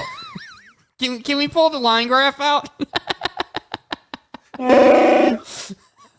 Oh. So what I just said. Again, here on the Monty Show, presented by the Advocates, UtahAdvocates.com, we've had a lot of conversations about whether or not to allow non-members of the program to comment. And the issue becomes you open up the comments and you get guys talking about terribleness. And I'm not here for that. The biggest deal is we have a really good community. We have a really good community of guys like Ken Williams, about guys like Lopes Fan Gabe, about, Teddy Wayman, even though he shaved his beard, we still tolerate him. It's one of those. She took offense. It's one of these things where we have a really good community. But no one's going to disrespect me. Don't come in here and disrespect that. I'm not afraid to die. Sean Mirzinski, Monty, with David Montgomery gone, I have an offer for you. Eckler for 103 and 139. Stop. Austin Eckler's a good number 2. Yeah. But Wales Vagina needs to do better than that. And you know what? It's funny you bring this up. Justin Herbert is a guy who should be the best quarterback in the NFL. Is it his fault or is it their fault? Joseph Lee Burrow. Your love affair with Joe Burrow is worse than me and Devin Booker. It truly is. You would smoke his cigar if he gave it to you. Burrowhead Stadium. You would. Jake, they call Jake's bedroom Burrowhead Stadium. Stay hard. But my point is, if you look at the sex machine, Justin Herbert. Yeah. My guy should be way better than he is. But whose fault is that? Yeah, that's stupid. I'm telling you, but am I wrong? You're not wrong. I'm telling you. You're not. Yeah, they're not helping him. They're not helping him at all. And I think it's one of those things where you have an ownership problem there, and you look at that roster's always been Keenan average, Allen dude. and Mike Williams. Dude, the roster's always been average. They got names, but the names don't produce. They're always hurt, or they're just not having a good game. Like, it always seems like that. Eric Kendricks is a great pickup for San Diego. We play in the Rams house in LA now. Like, I love the fact that you add Eric Kendricks to Khalil Mack. I think that's a big addition. But you guys, that's not what this team needed. Bro, you're talking about a franchise that thought it would be okay to play at an MLS stadium for a year while you figured out whatever it was that you were figuring out just so you could rent. Why is that okay? And the thing I don't understand about Brandon Staley, he's a defensive guy. Donnie, please. And he's not been a guy that's had huge offensive exposure.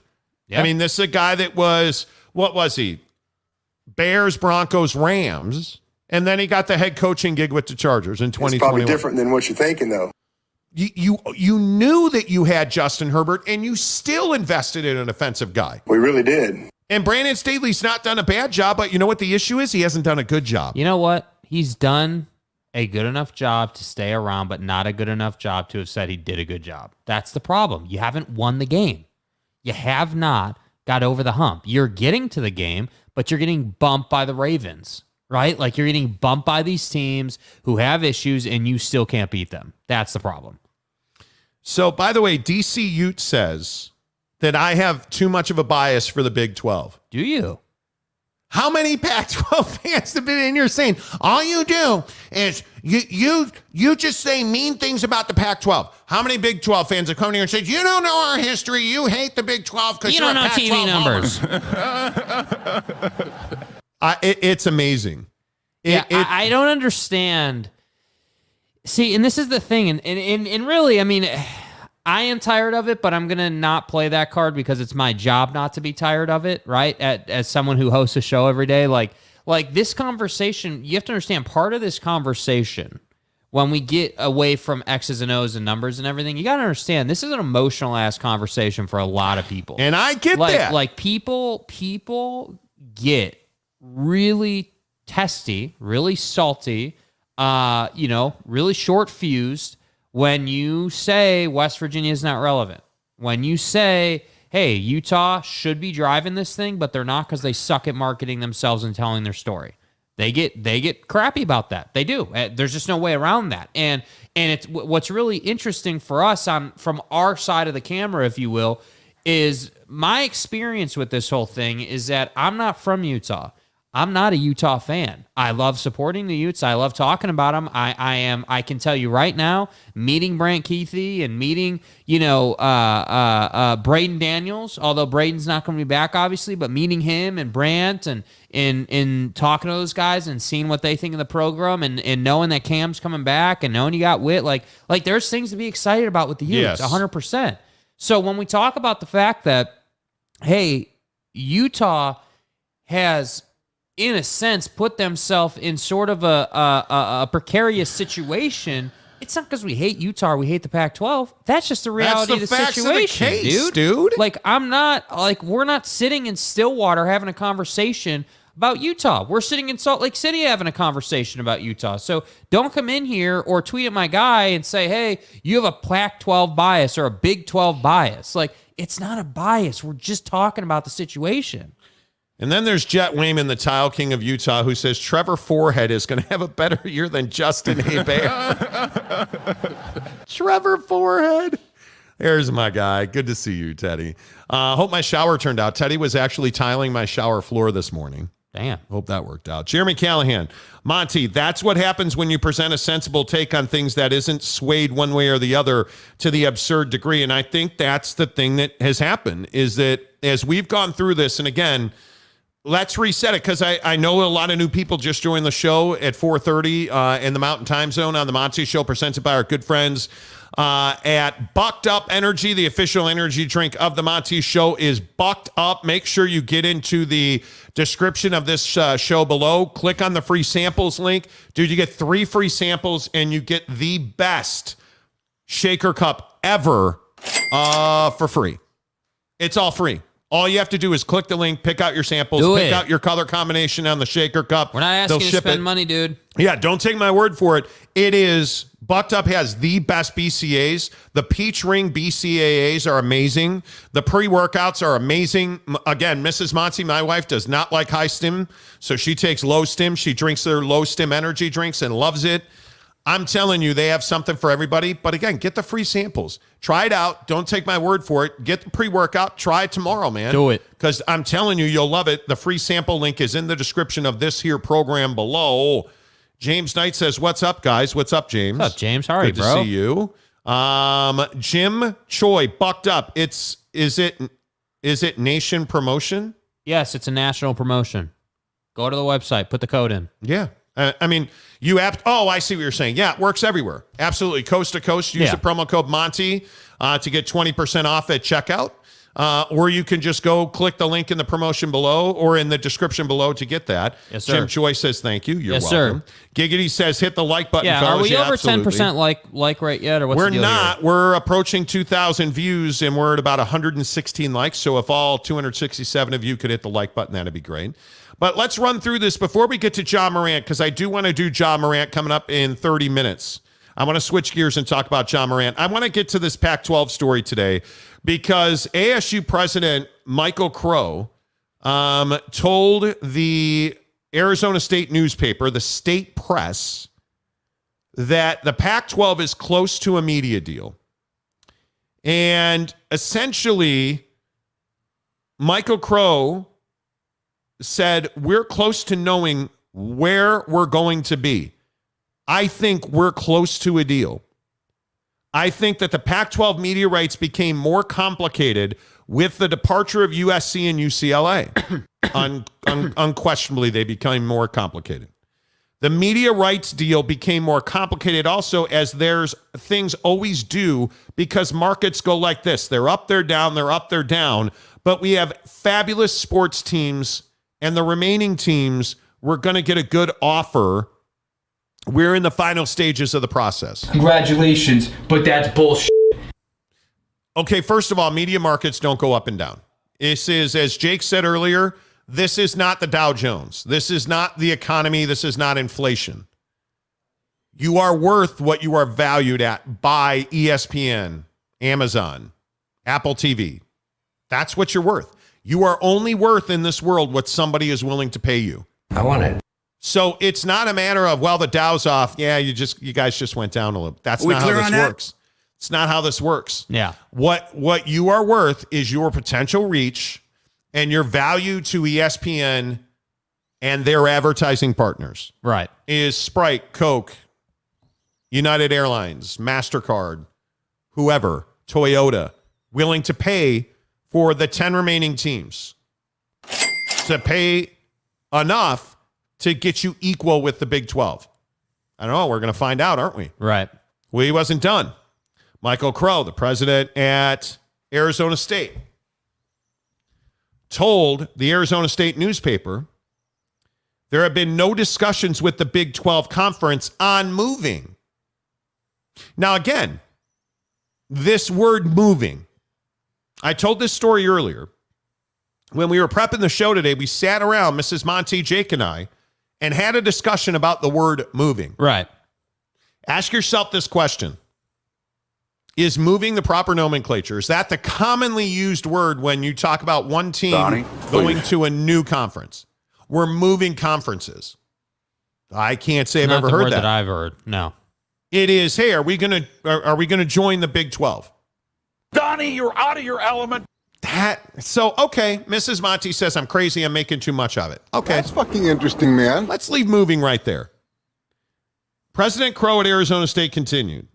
I mean, there's been discussions between everyone everywhere on all things related to where our conference is going. and where stuff is going to end up and what's happening. So there's been discussions between everyone, everywhere on all things. So you have talked to the Big 12. Hey, guys. You have had discussions with other conferences. And you are doing your job, and you are meeting your what amounts to fiduciary responsibility. Keep it real. There's nothing wrong with this. If you are an ASU fan or a Pac-12 fan, there's nothing wrong with what President Crow at Arizona State said there. He's doing his job. Totally agree. So this outrage in this, and I don't even think it's fake outrage. It's misplaced outrage. Pause, bro. Yeah, Pause. because anymore in our society, this is what we get now.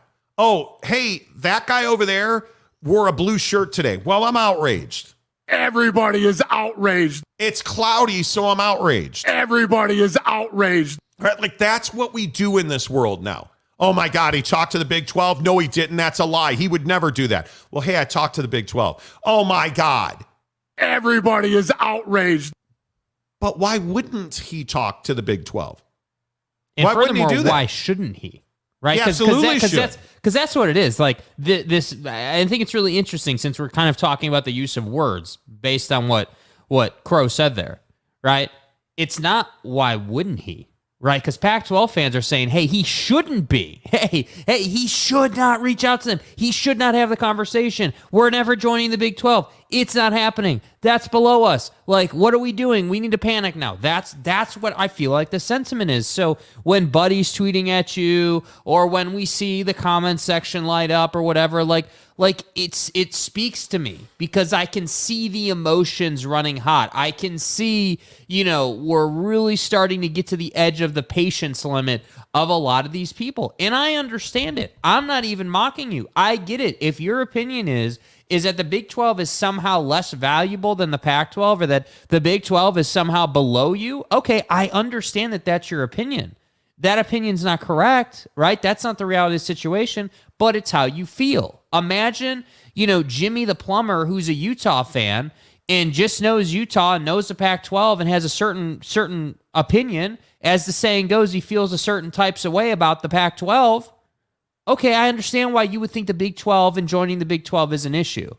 But the reality of the situation is Big 12 is more valuable than the Pac-12. The Big 12 does have a media deal already. The Big 12 does have more viewership. The Big 12 is doing things. The Big 12 does have partnerships with, Jerry Jones who, circumcises skeeters. Like, the Big 12 is doing all this stuff.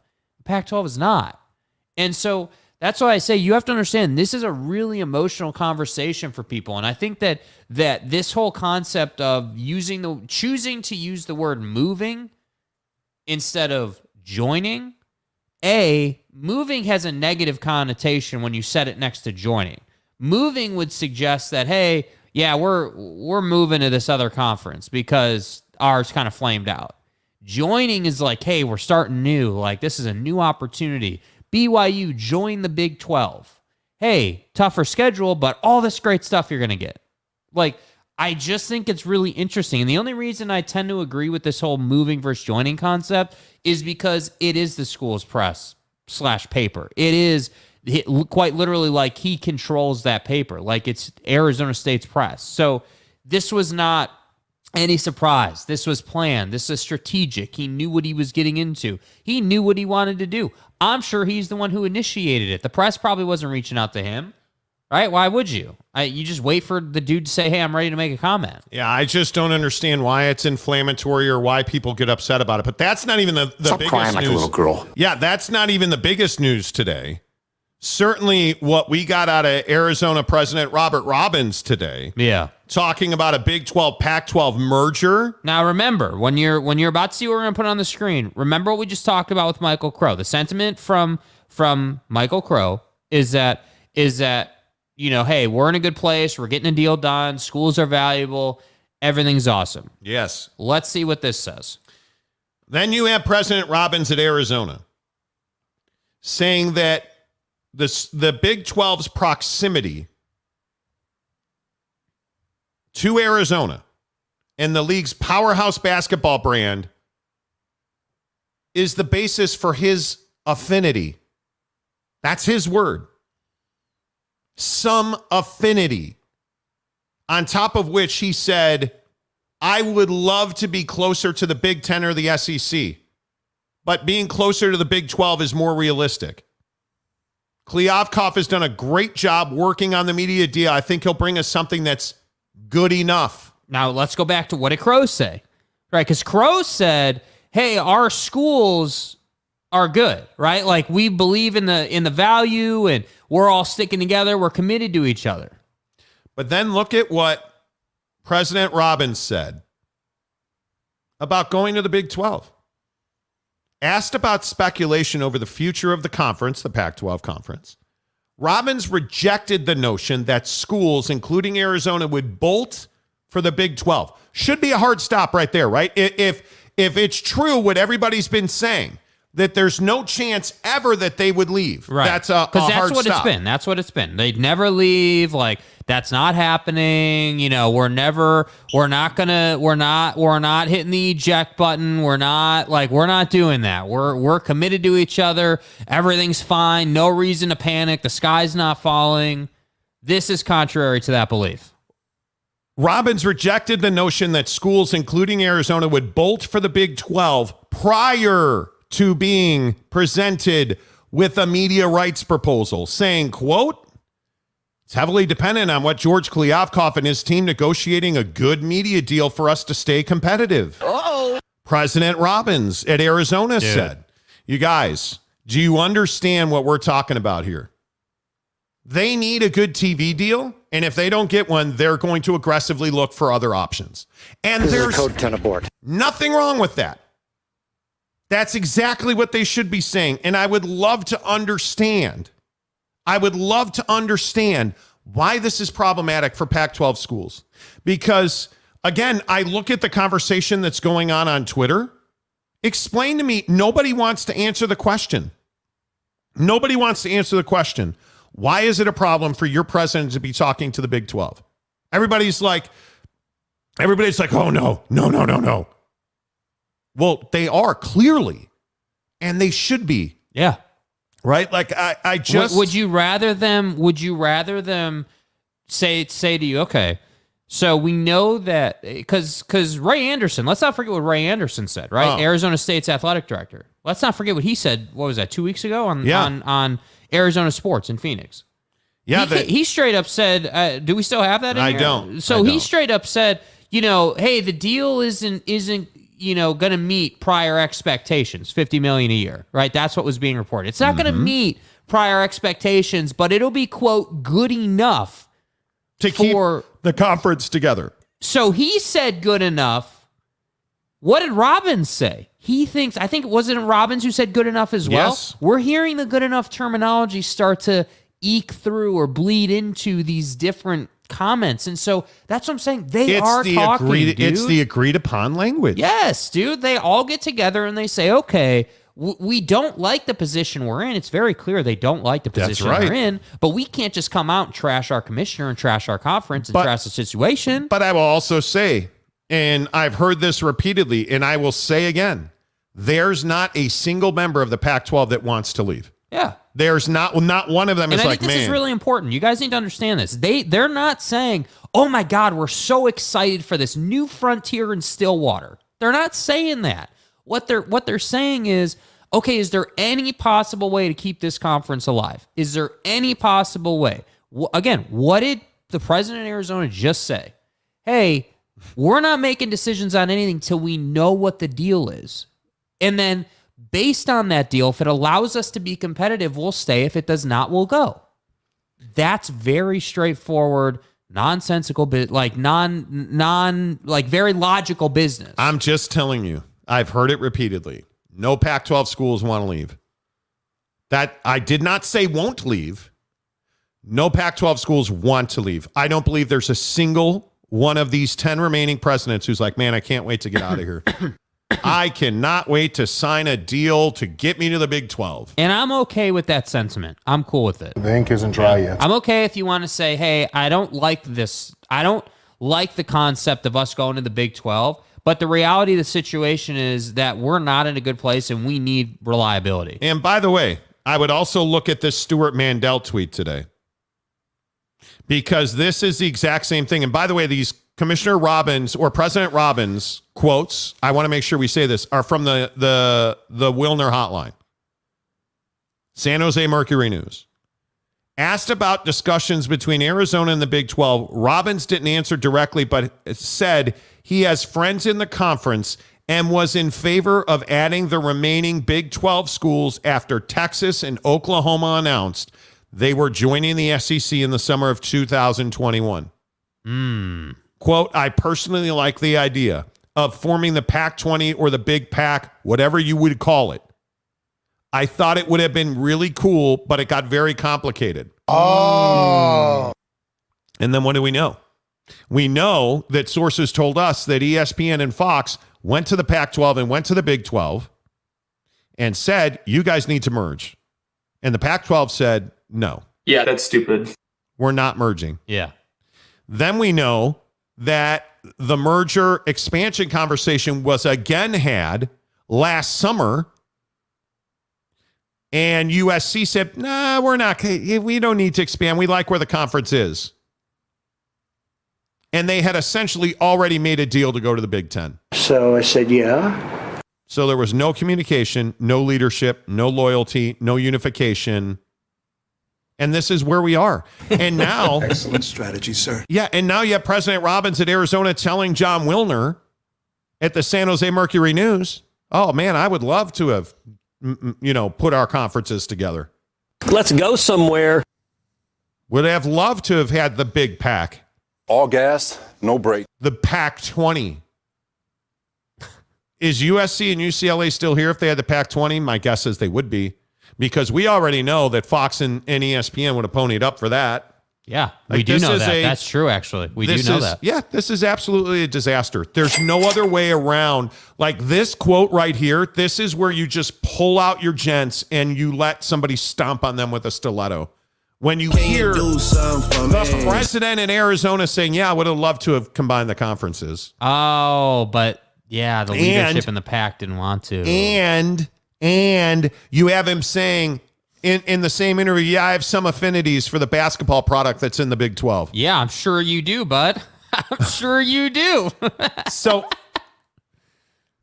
I don't pretend to know. Listen, I don't pretend to know what's going to happen here. I don't. I have no idea.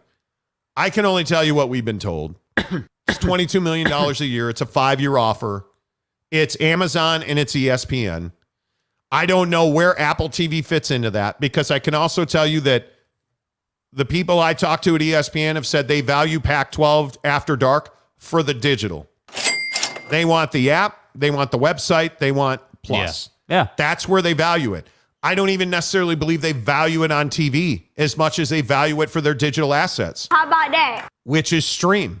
So if you're in bed with ESPN, if ESPN's in bed with Amazon and Apple, how does that not devalue ESPN Plus, ESPN the app? Like, how does it not devalue their digital ecosystem? Yeah. It does. So I can understand if you're ESPN, well, and we've told you repeatedly, ESPN does not look at Amazon as a competitor in this situation. Why is that? Well, because Amazon's only asking for a Friday night game of the week. That doesn't interfere with ESPN, ESPN Plus, ESPN.com, right? Friday night game of the week doesn't interfere with Pac-12 After Dark on Saturday. Keep it real. It gives you 2 games a week on ESPN and on the app. One on the app, maybe one on ESPN. Like you're, by the way, good. That supports what you've been saying about the way ESPN views Amazon. Yeah. Clearly, they've got a relationship. I think the first time we reported it was like October, that ESPN simply does not view Amazon as a competitor because Amazon's not a competitor. They know that they need to coexist. Yes. They know they need to coexist. So all of this nonsense about how ESPN, and I don't know how many more ways we can illustrate it. ESPN has been dictating the outcome here since the beginning of the game. Yeah. As they always do. Right? ESPN and Fox strongly suggested the Big 12 come out early. Doesn't make you feel responsible. Big 12 came out early, and what happened? They immediately got a deal with ESPN and Fox. What happened to Pac-12? Pac-12 wanted to get more money. And what did Brett say? Wait, we heard what Brett said last week. right? This is no surprise. Brett said, as soon as I took over, I knew I could tell. After I went around, I had a pulse on the idea that we needed to get out to market early and get our deal done in the current environment. It's incredible to me that people deny the idea that ESPN has been driving this thing the whole time, and that ESPN and Amazon, really ESPN, said, hey, you guys got to put this together. Pac-12, Big 12, you got to put this together if you want it all to work. Pac-12 says no. Okay, great. See ya. Big 12, here's the TV deal. It's incredible to me that Pac-12 people want to deny that this happened because it's so clear that it happened. Here's what Brett Yormark said about getting that TV deal done. When I took the job August 1, although I had been thinking about it obviously previously to that, there was three things I really wanted to focus on. The first was to try to go early and get the TV deal done. I just felt we live in such an unpredictable world, and it was important to have some clarity and to stabilize the conference. I thought the best way to do that would to get a deal done with ESPN and Fox. Thankfully, they were willing to go early, and we found common ground. And when you think about 2025, when the new deal kicks in, we'll be the only Power 5 conference that is both with ESPN and Fox. So when you think about marketing and unprecedented promotion, we're with the best in the business. I mean, that's tough to beat. I mean, and that's at the Pac-12 basketball tournament in Kansas City. Big 12. Or basketball. Big 12. Yeah. Excuse me. Big 12 basketball tournament in Kansas City. That's tough to beat, dude. It is, dude. Like, he has been absolutely nails on this whole thing. So that's what I'm saying. When you look at how that played out, you've got Brett talking about it. It's just not in dispute. So that, for me, brings this whole thing full circle again, which is, why is it that it pisses everyone off that Pac-12 folks are talking to Big 12 folks? Yeah. And you know what, man? I look at these. I see everybody's talking about the comments. Like, we are trying to filter and moderate those comments.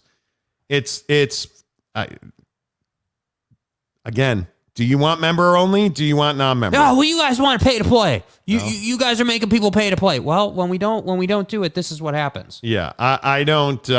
You guys, I only work here, right? Dr. Darren Sylvester. So the University of Utah to the Mountain West Conference, 41 half revenue. Well, I hope that doesn't happen. Yeah, I really do. I hope that does not happen. You know, like it is. Okay, we're getting votes to go to members only. I mean, maybe we should. Yeah, it's incredibly disappointing that you keep getting. And this is what happens when you, because look at it, it's Utah fans, man. It is being dumb, but that's fine. Brandon Butler says it's time to go members only again, brothers. Yeah, it may well be. Connor Johnson says, so Amazon Friday, ESPN Saturday for primetime, and maybe another slot or two. Then Apple buys, leases the Pac-12 network, I guess. I mean, you can see how that would work. I don't know that I just don't know why would Apple buy or lease the Pac-12 networks? Yeah. Why would they do that? That doesn't make a lot of sense, but I understand why you would want that if you're the Pac-12. I mean, you want to make money on that, but it's going to be very difficult for them to monetize Pac-12 networks. I mean, and I think they're doing exactly the right thing, downsizing to a production house. I think the other thing that no one's talking about is how much of a struggle MLS on Apple's been. So the next thing that Apple adds to Apple TV on subscription has to be gas. It has to be must have, like, people will 1,000%, do it. Yeah, I don't know. I just think it's very interesting. It is very interesting to see how this all plays out. It'll be very, very interesting. Jeff Watson, who's a member, says if you're still talking about a new PAC media contract since September, then there just isn't enough high demand for the product in the whole or good numbers. That's absolutely right. That's why it's been dragging on. No good options. There isn't. There aren't great options. Roger Sales says, give non-members 15 minutes each hour. I mean, we could do that. Curtis D316, your mark is killing it. All Big 12 schools pro days will be at Cowboy Stadium next year. Yeah. Yeah, dude. Yeah. They made a deal that should be finalized to have all 14 members of the Big 12 have a single pro day at in Dallas at the Cowboys facilities. Yeah. Which is just crazy. Crazy. Kurt Peters says OnlyFans. I mean, members only. Andrew H. says members only. Okay. I mean, is that where you guys are at on this? I like what Roger said. I hadn't thought about it in that way. I like the idea of like 15 minutes an hour of opening the floodgates after the performance we've just seen. Yeah. Well, there you go. We are, there you go. Bill Foley says, I'm a non-member, but you need to cut off the dummies. Yeah. And Bill, I appreciate you, man.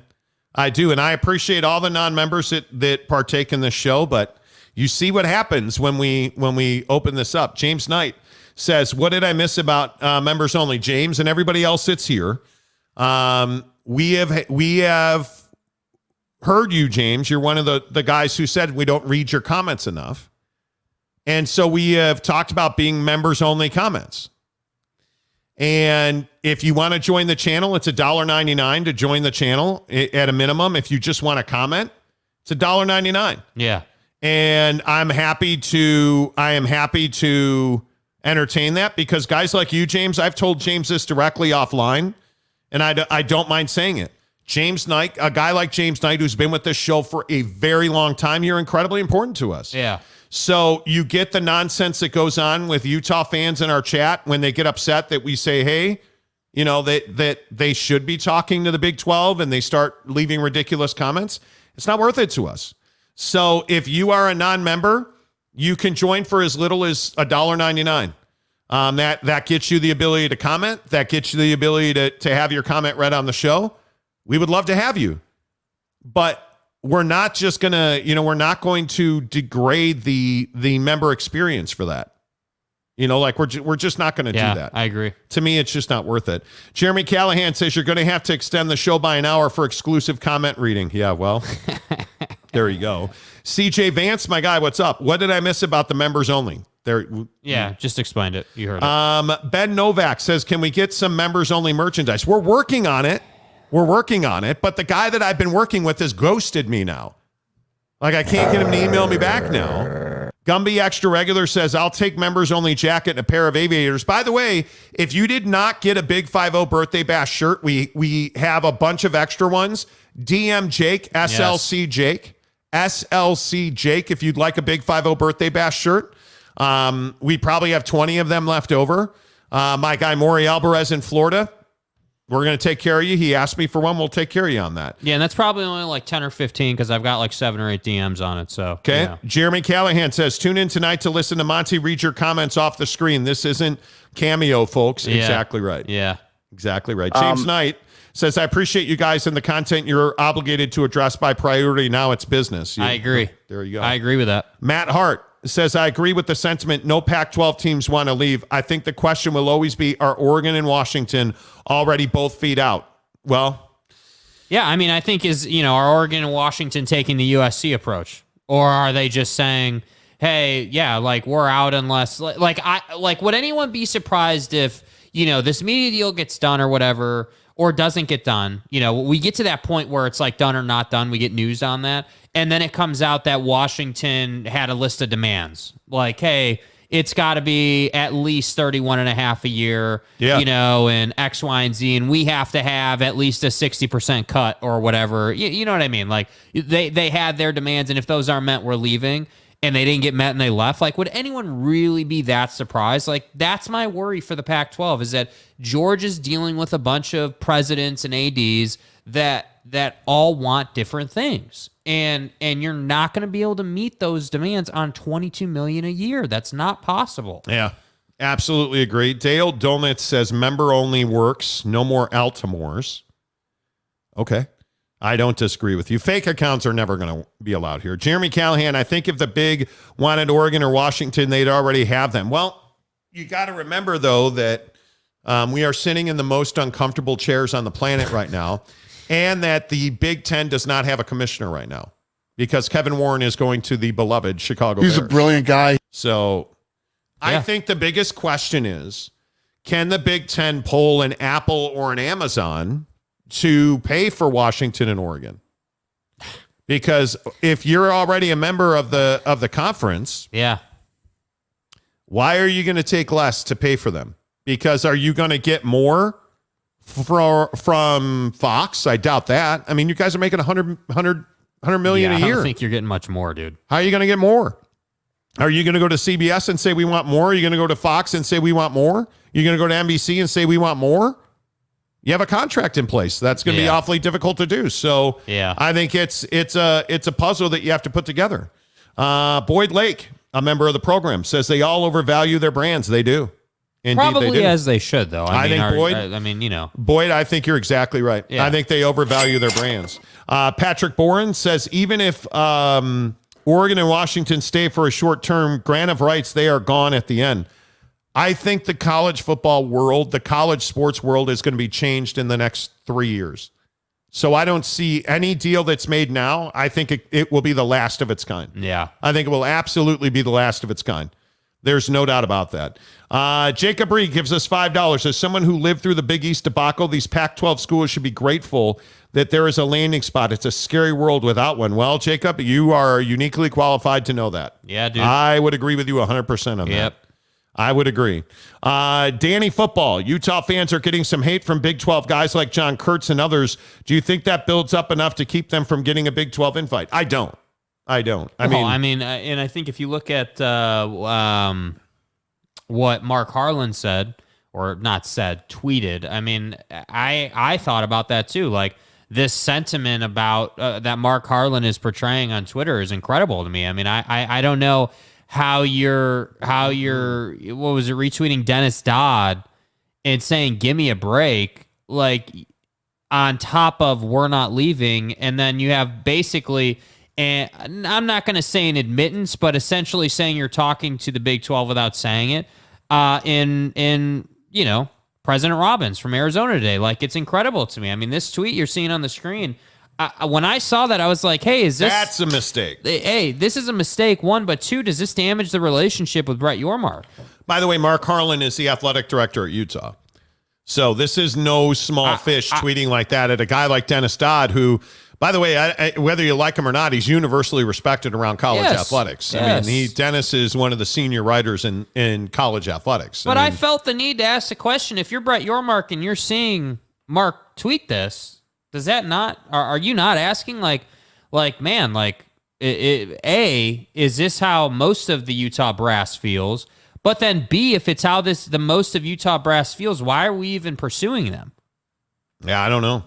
I think it's very interesting when you look at we're not leaving and, give me a break and all of that. It's very difficult. I don't think there is any question this show is one of the biggest supporters of Utah athletics. There's no doubt about that in the entire country. This worries me a little bit because I want to see Utah thrive. And, and everybody wants to compare Utah and BYU. Look at the road that BYU's been down, the struggle that BYU has had for relevance. Yeah. And the absolute, I think they thrived in independence.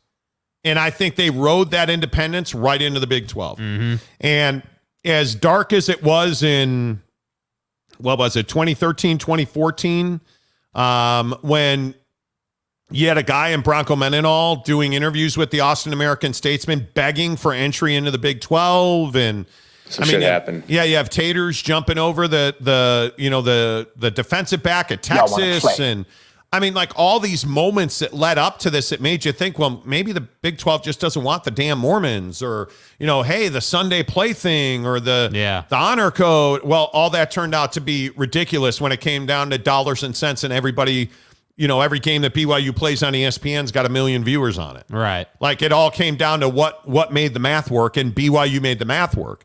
Right. And now we know that behind the scenes, Tom Holmoe's been working with Utah to try and say, hey, how can we, what can we do to facilitate this? Right. And by the way, if we were so reckless, I know we're just the hacks on YouTube. How come nobody said we're completely wrong? How come nobody's called us out? How come the people we talk to at Utah behind the scenes, give us more information? Why are people calling us and saying, hey, why are we talking to Utah people who are constantly talking about the struggle with NIL because of exposure and reach, and because they know they have an issue. We built this program on NIL. They know they have a systematic issue right now that over time is going to get fixed. But what do you say to a guy like Brant Keithy? What do you say to a guy like Cam or, any of the best players on this team who have struggled to make the money that they want to make. And then you look down the freeway at flipping BYU, their reach is exponentially larger, and they're getting NIL deal after NIL. They've got Coug Connect taking, cruises with players. And I mean, you might as well not be active in NIL compared to BYU. Yes. So the frustration, I understand, is real. It's absolutely real. And I think BYU persevered. Do you understand the struggle? Losing game after game after game after game to Utah on the football field. Just not being relevant, just not and relevant might be the right word. Like the struggle to recruit, the fact that most schools use the independents against you, and yet you're scheduling all these games and you're beating the Pac-12 and you feel like you belong. Like the road that BYU has taken has been long, filled with potholes and obstructions, and it's straight hill. And the irony of the fact that BYU is in the Big 12 and Utah is in this state of the unknown it's incredible in our state. Yeah. It's just incredible. It's just incredible. Let's see. James Knight says, I think we need a chain of command on the program. JB is our mayor, so I nominate Greg Hawkins, our treasurer, based on the generosity, on his generosity. Well. Greg Hawkins is generous. Greg Hawkins is my dude. He gave us a $50 tip yesterday. He did. Because he missed our Big 5-0 birthday bash last weekend. Which, by the way, you guys, I meant to say this earlier. I didn't. Dude, stop. You guys are amazing with how much you've raved about the Big 5-0. It's so heartwarming. It's humbling. It's all of that. Thank you so much for coming. Thank you for raving about it. As an example of the quality of community on this program in the members group, we have a members only Instagram chat that you can join at the $9.99 a month level. The members only chat Instagram has done a bracket challenge on their own. We have nothing to do with it. They've done it on their own. They've taken some initiative. Yeah, they made it better. Mapes did it. And I'm not going to divulge the exact password to the bracketology, because I don't want everyone logging in. But it starts with Super Soaker. Wow. What the password starts with. That's incredible, dude. C. Kaufman makes a very good point. He says, he says, Jake, pull it out. So welcome Laura Weiss. Let's go. Let's go. Let's go. Maybe this members only chat thing's working out. Laura Weiss joins the membership. Thank you, Laura. Good to see you. Appreciate you throwing the tortillas into the show for Texas Tech. Appreciate you. Thank you. Welcome. Don't get that, but it's fine. Let's see. Patrick Bourne says, yep, Greg is my sponsor here. We love that. Bob Holsey says, hey, Jake, pull it out for Laura Weiss.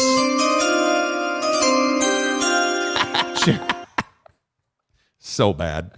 Jeremy Callahan says, Laura Weiss, boom. Yes. What's up, Laura? Good to see you.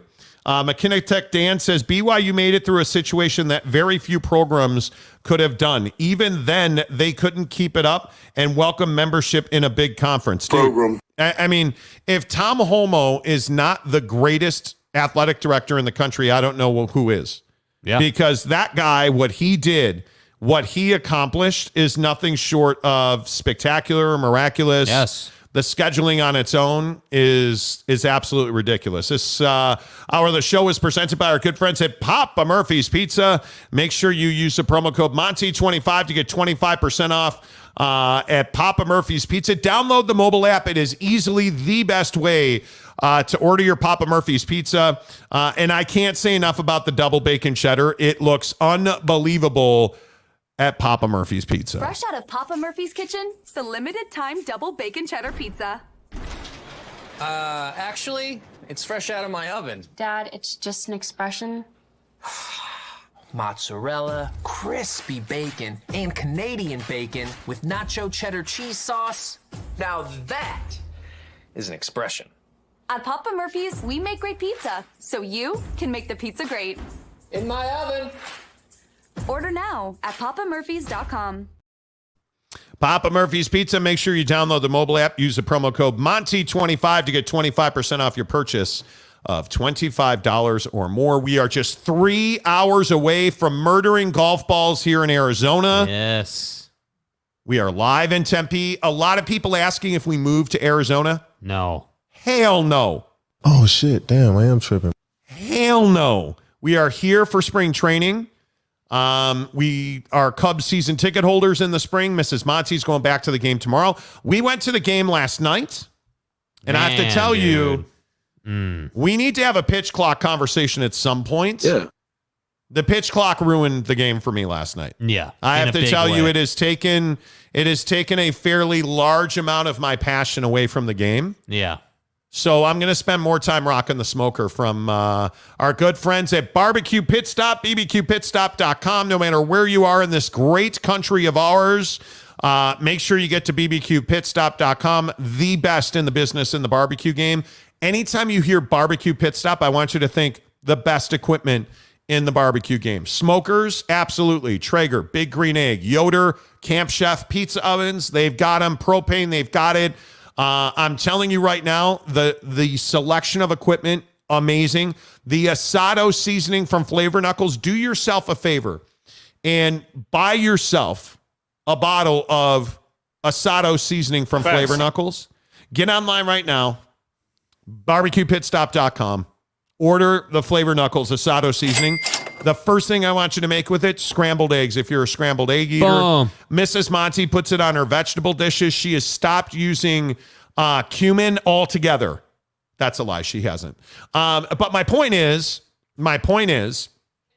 she's outraged over there. My point is, so Jake and I go to Portillo's for lunch today. Everybody is outraged. Mrs. Monty's like, I text her. I'm like, hey, is there anything we can get you for lunch? Honey. Is there anything I can get you for lunch? I'd like to have some kissy face later. And she, of course, because we went to Portillo's, she went to the plant-based vegetarian, get some vegetarian Indian food thing for lunch today. But she does love asado seasoning. Loves it in eggs. Loves it on vegetable kebabs. I'm telling you, there's nothing asado seasoning can't do for you, which is why you get to bbqpitstop.com or stop by any of their Utah locations. Logan, Layton, Lehigh, St. George, the Jeezy. What's up, St. George? How are all my friends in St. George? Where the heck are you guys? Let's go. Say hello. Shout out your location in St. George. I'd love to see you there. Yeah. And also don't forget about our friends on State Street in Murray at the Barbecue Pit Stop, bbqpitstop.com. Chat with them online. Make sure you tell them you heard about it on the Monty program. Hey, Monty. How about that? Pull it out, Jake. Hey. Brian Hornback, a new member of the program. Brian, appreciate you being here. Patrick Bourne says West Virginia in the house. Yeah. C. Kaufman says, Jake, pull it out again. See? I just work here. That's a felony in some states. Who is a better golfer out of you two? I am by far. By the way, Mrs. Monty is not on the show because she re-injured her arm trying to beat me at mini golf at the Big 5-0 birthday bash. Okay. Just wanted to make sure that, Anyway, go ahead, continue. Yeah, she got thoroughly beat down at mini golf. And, yeah, sorry, not sorry. There you go. Sorry, not sorry. Laura Weiss says, thanks, y'all. Just wanted to say that as a tech alum, I feel the pain of the PAC schools. Realignment sucks for schools that don't have a landing spot. Yes, it does. Yeah, and I think that that point being made that, hey, at least the PAC schools have a landing spot, I think is well taken. I agree. I think that's a really salient point. I agree. I totally agree, and I don't know exactly how you fix it.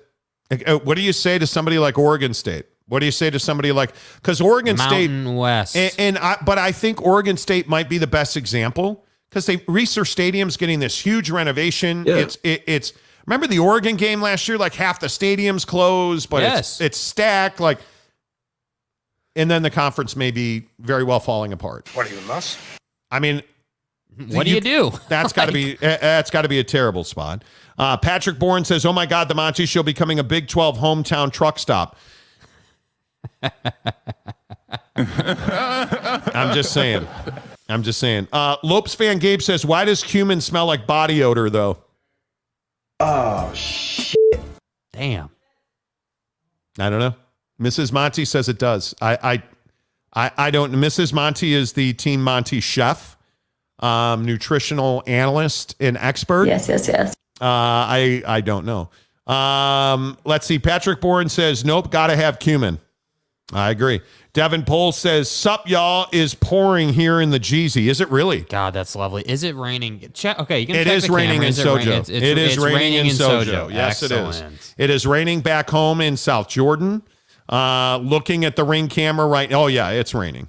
Yes, it is. It is raining. It is now dried, though. The camera updated. It was raining this morning when the Tile King of Utah was at the crib. So let's see. Boyd Lake says curcumin is quite healthy. Okay. Okay, I like that it. means, yeah. Gary, what's up? Gary, good to see you, my guy. He says, put it all the way out, Jake. Pull it all the way out, Jake. Oh,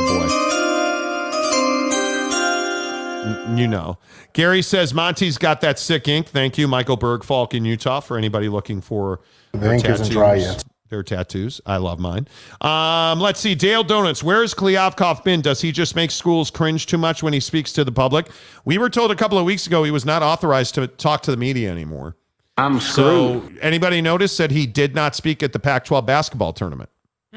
Brett Did not have anything to say. Brett did. You know. Gary says Utah to the Big 12 or nah. I don't think so. I think Utah's going to ride it out. I really do. But I don't know if that's the right thing to do. Kurt Peters says Mountain West is their landing spot. And I don't think it's the worst landing spot in the world, but Utah will not be in the Mountain West. No. They're too valuable of a brand.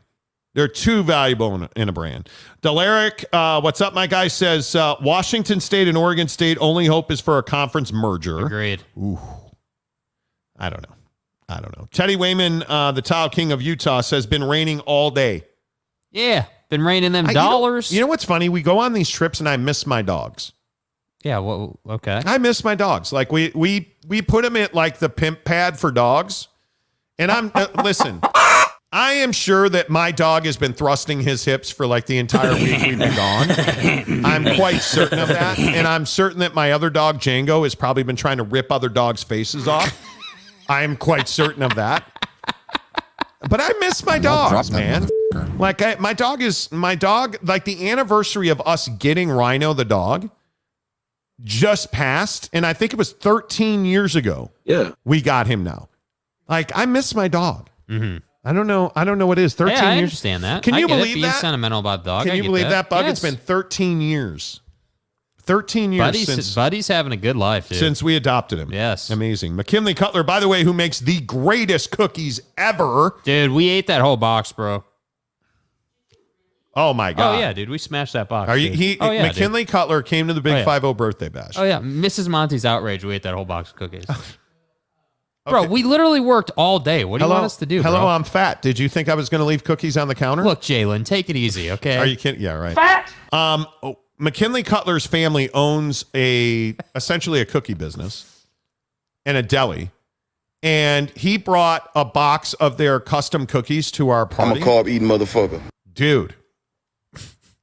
If you need cookies, get bro, if get I with worked at a McKinley bakery, Cutler. I'd be my God, excessively overweight, bro. Dude, their cookies are bomb. Dude, McKinley, don't ever bring more cookies bring one.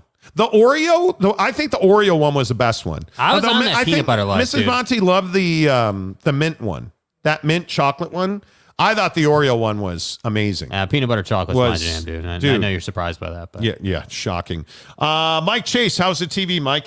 He says, I think you should do your first hour of the show with non-members and the rest of the show just members. That way, people who want to gift a membership can. Okay. Yeah, I think we may, because you're not the first to be saying that there should be a time, like a window for non-members, and then the rest should be members. So I think maybe the vote should be like what's the limit? Is it a half hour, an hour? Like, you know, I mean, I'm open to that. Someone suggested 15 minutes, which I think is not long enough. No, I don't think so either.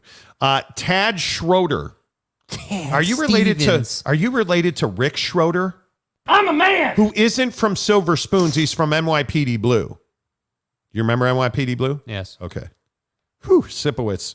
Yeah. Tad Schroeder says, given Big Ten academics and that Phil Knight is ancient. Are you trying to say Phil Knight's going to die soon? And Oregon only has 22,000 students and not as academic as Utah. Do you think Utah and Washington would be first to the Big Ten? I have no idea about the Big Ten. I think they need a commissioner. That's what they need. Nothing's going to happen without a commissioner, dude. Nothing. I think the Big Ten's first to the Big Ten would be Stanford. And I think Oregon and Washington. Utah just doesn't feel like a fit in the Big Ten to me. They don't. I mean, it doesn't. Why Utah? Because if you get the interesting story that somebody asked me about the other day was, what about Gonzaga to the Big Ten? Oh God, here we go. Gonzaga. That makes actual sense. That makes actual sense to me. It gives you a real win on the basketball floor. Gonzaga. Although, again, I guess we can argue about the merits, but I just don't see the value that Utah brings to the Big Ten. Right. I see tremendous value that Utah brings to the Big 12. Okay, what would that be? Well, I immediately think Utah goes top of the table in football. Mm-hmm. I think they're top 3 teams every single year in football. Because they wouldn't have to ramp up. They're not Cincinnati. Yeah, they're not ready. BYU. They're not UCF. They're there already. I do have to admit, I'm curious what they have behind Cam Rising. What do you have now? What's the next wave? Because transfer portal. I guess. I mean, you can get. But you're not getting a quarterback that's as good as Cam in the transfer portal. Dude, I can get you a toe. Right? Yeah. Like, you can go and get quarterbacks. BYU, Keaton Slovis, you should have done better. But anyway, long story. My point is, I can get you a quarterback. Yeah, next question. The real question is, how's your 3 deep on the offensive line? Not good. How's your 3 deep at wide receiver? Because that's where this team has struggled. The offensive line has been remarkably inconsistent. You have not been good at wide receiver as far as depth, right? And you have not, whatever Tavion Thomas has been, you got to get more stability in that. You got to be able to count on these guys. So, I don't know. Yeah. Greg Hawkins says, howdy, y'all. Hey, y'all. Greg Hawkins. Hey, y'all. Welcome to the Monty program. Good to see you, Greg Hawkins. That's my dude right there. Hey, guys. I appreciate everybody. Please, if you're all 264 of you, hit the like button. Did you guys see the Pat McAfee show today? Yes, we need to talk about this. That was some wild stuff. We need to talk about this. Pat McAfee today had about 500,000 people watching his interview with Aaron Rodgers.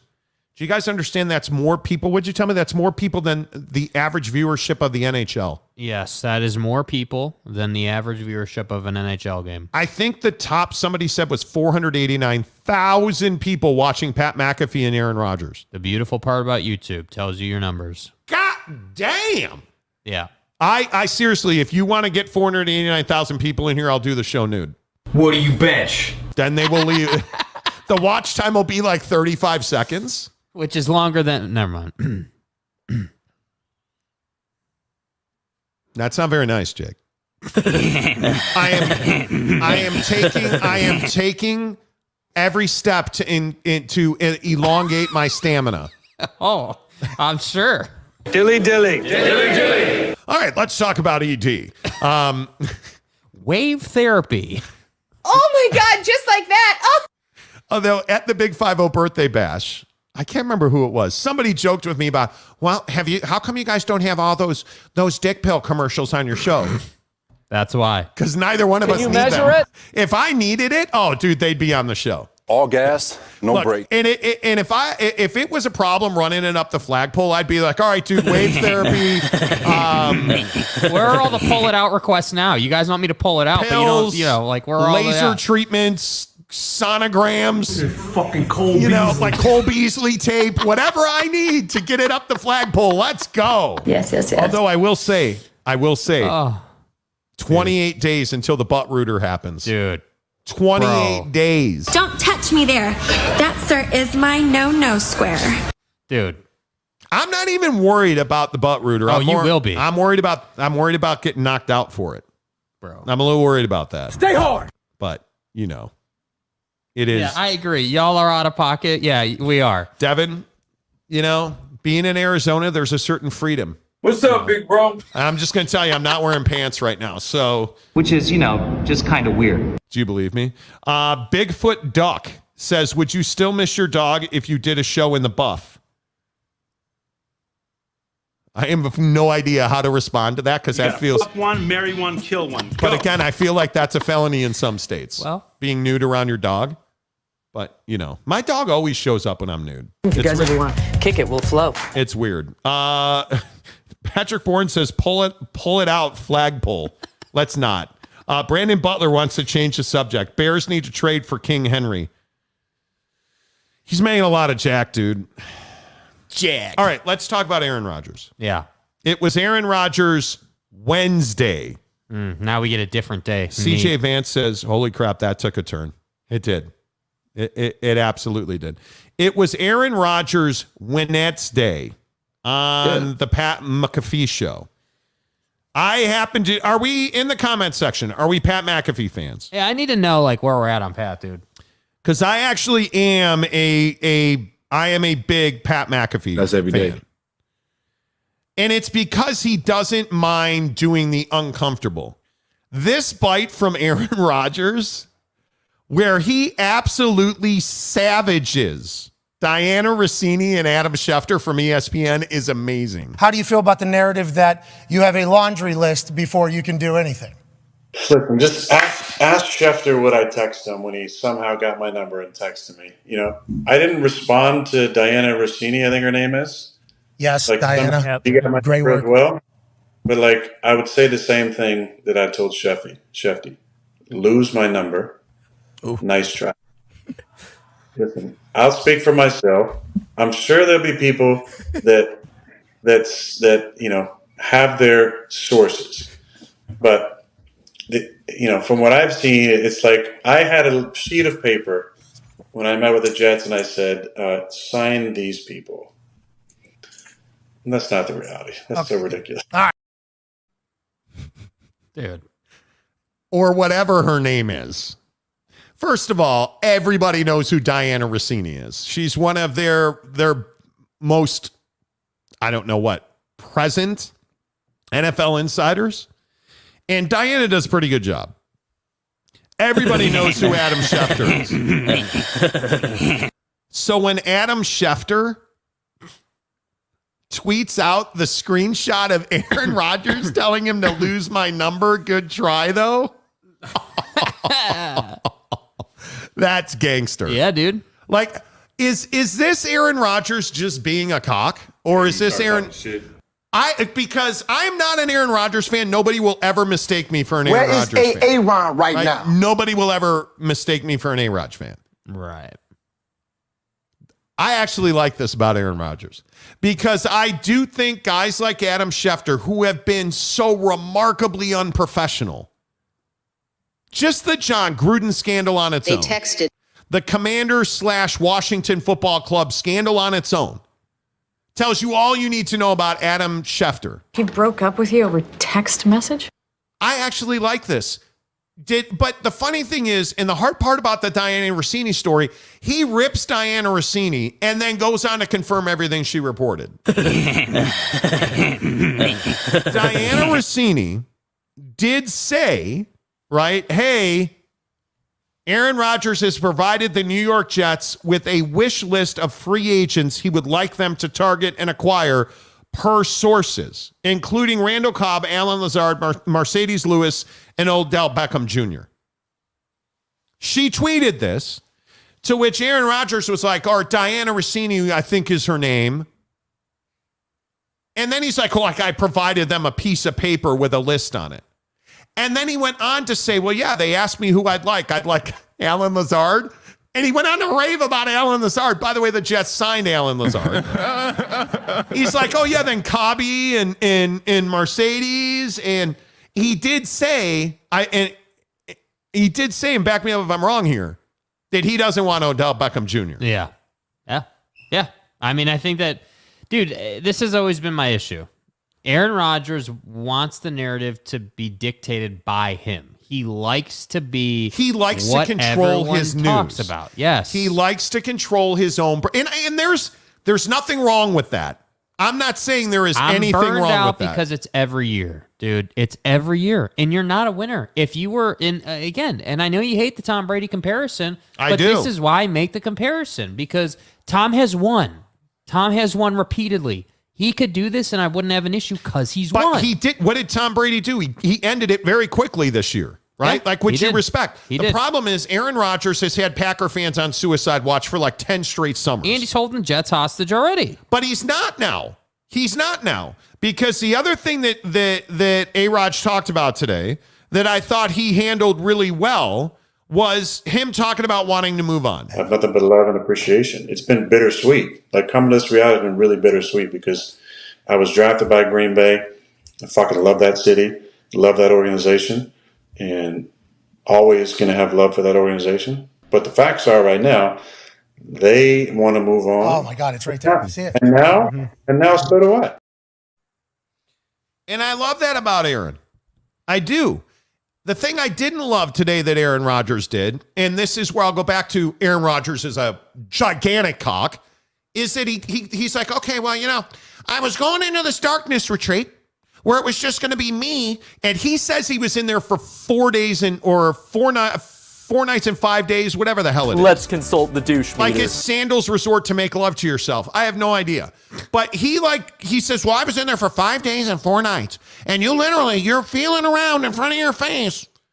And he's like, when I went into the darkness retreat, 90% I was going to retire. You're a douche. Okay. So you're in there strengthening your forearm and you're like thinking about Diana Rossini. You know. He's like, I came out of the darkness. And he stops. He doesn't even call it the retreat. He's like, I came out of the darkness. You're a douche.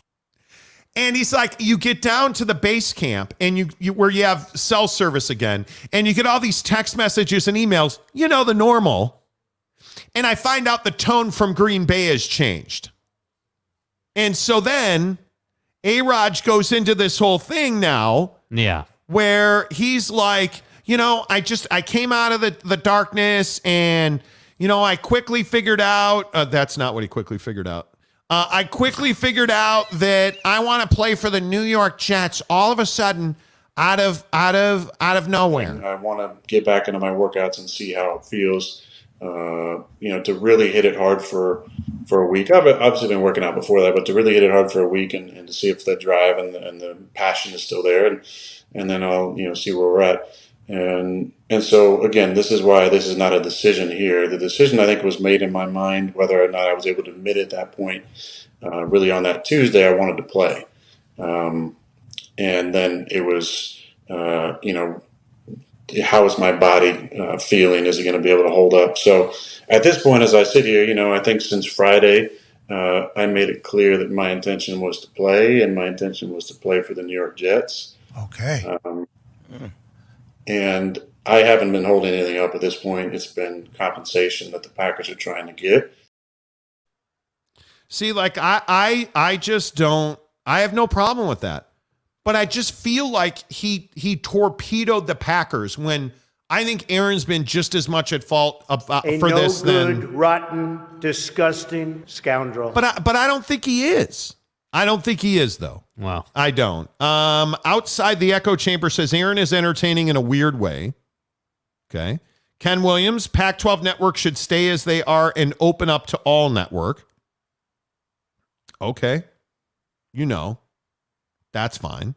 Giggity says, so he wants the same guys that weren't good enough in Green Bay. Correct. Well, Giggity, I want it.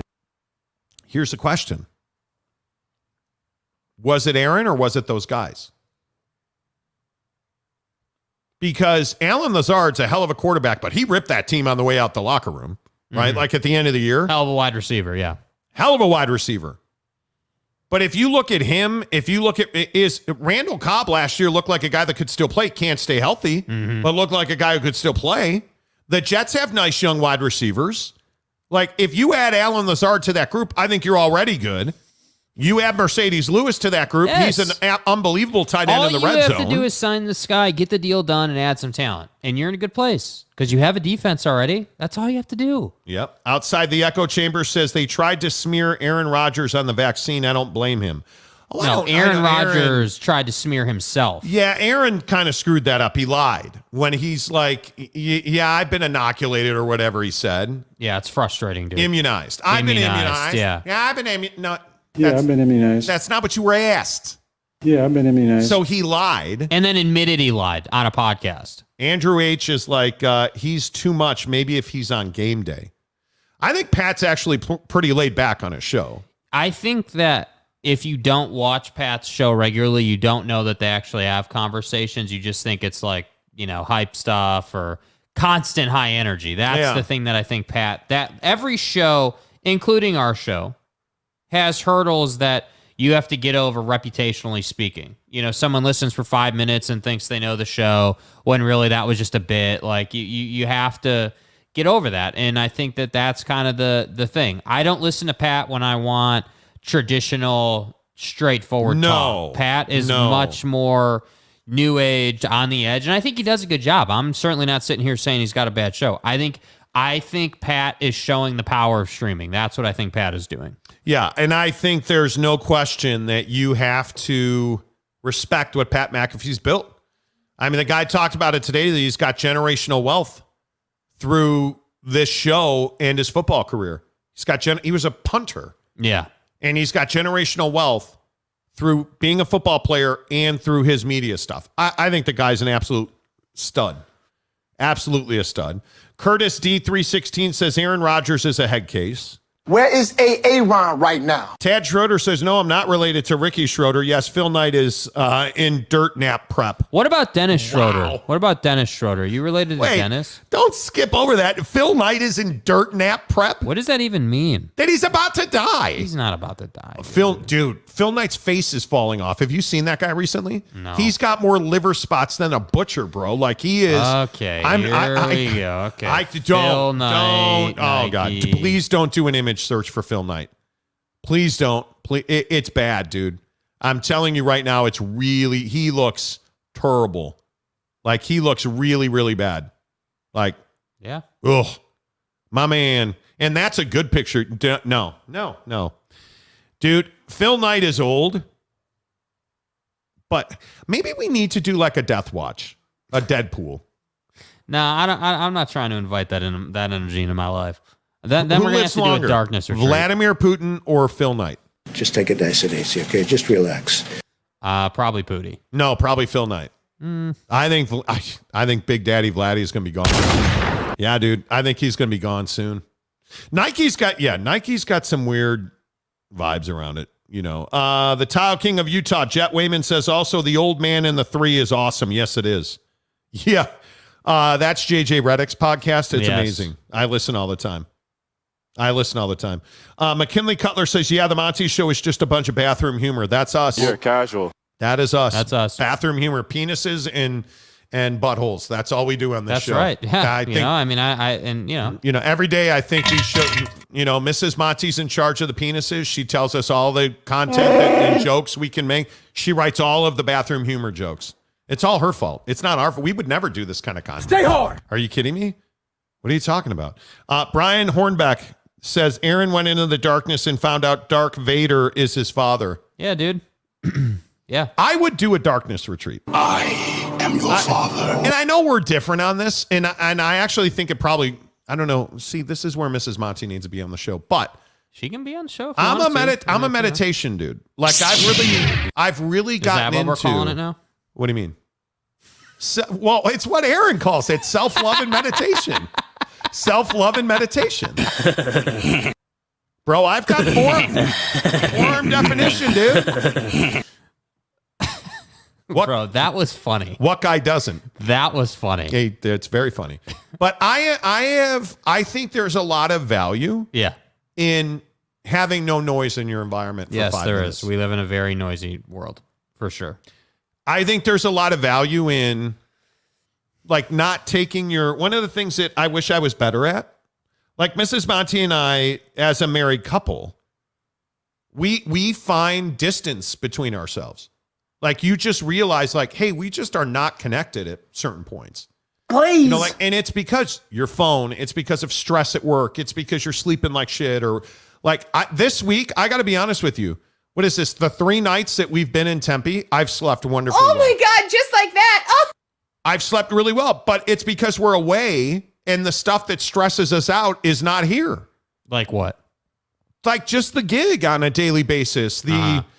You're always dealing, when you're in your 9 to 5 and you're grinding, or for us, when you're in your 8 to 7 and you're grinding and you're getting up early. How about that? The quality of sleep that I've gotten, I'm getting 6.5 hours of quality sleep every single night that we've been here. Yeah. And I'm not used to, honestly, I'm not used to that. Yeah. But if you can get, and this is the Huberman Lab stuff, if you can get some time by yourself or in quiet, I think that's really important. Yeah.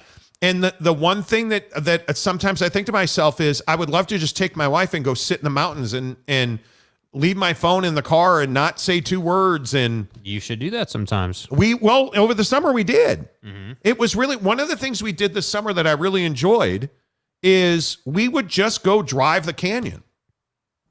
We just go drive the canyon. And there were a lot of times where we didn't really talk all that much on the drive.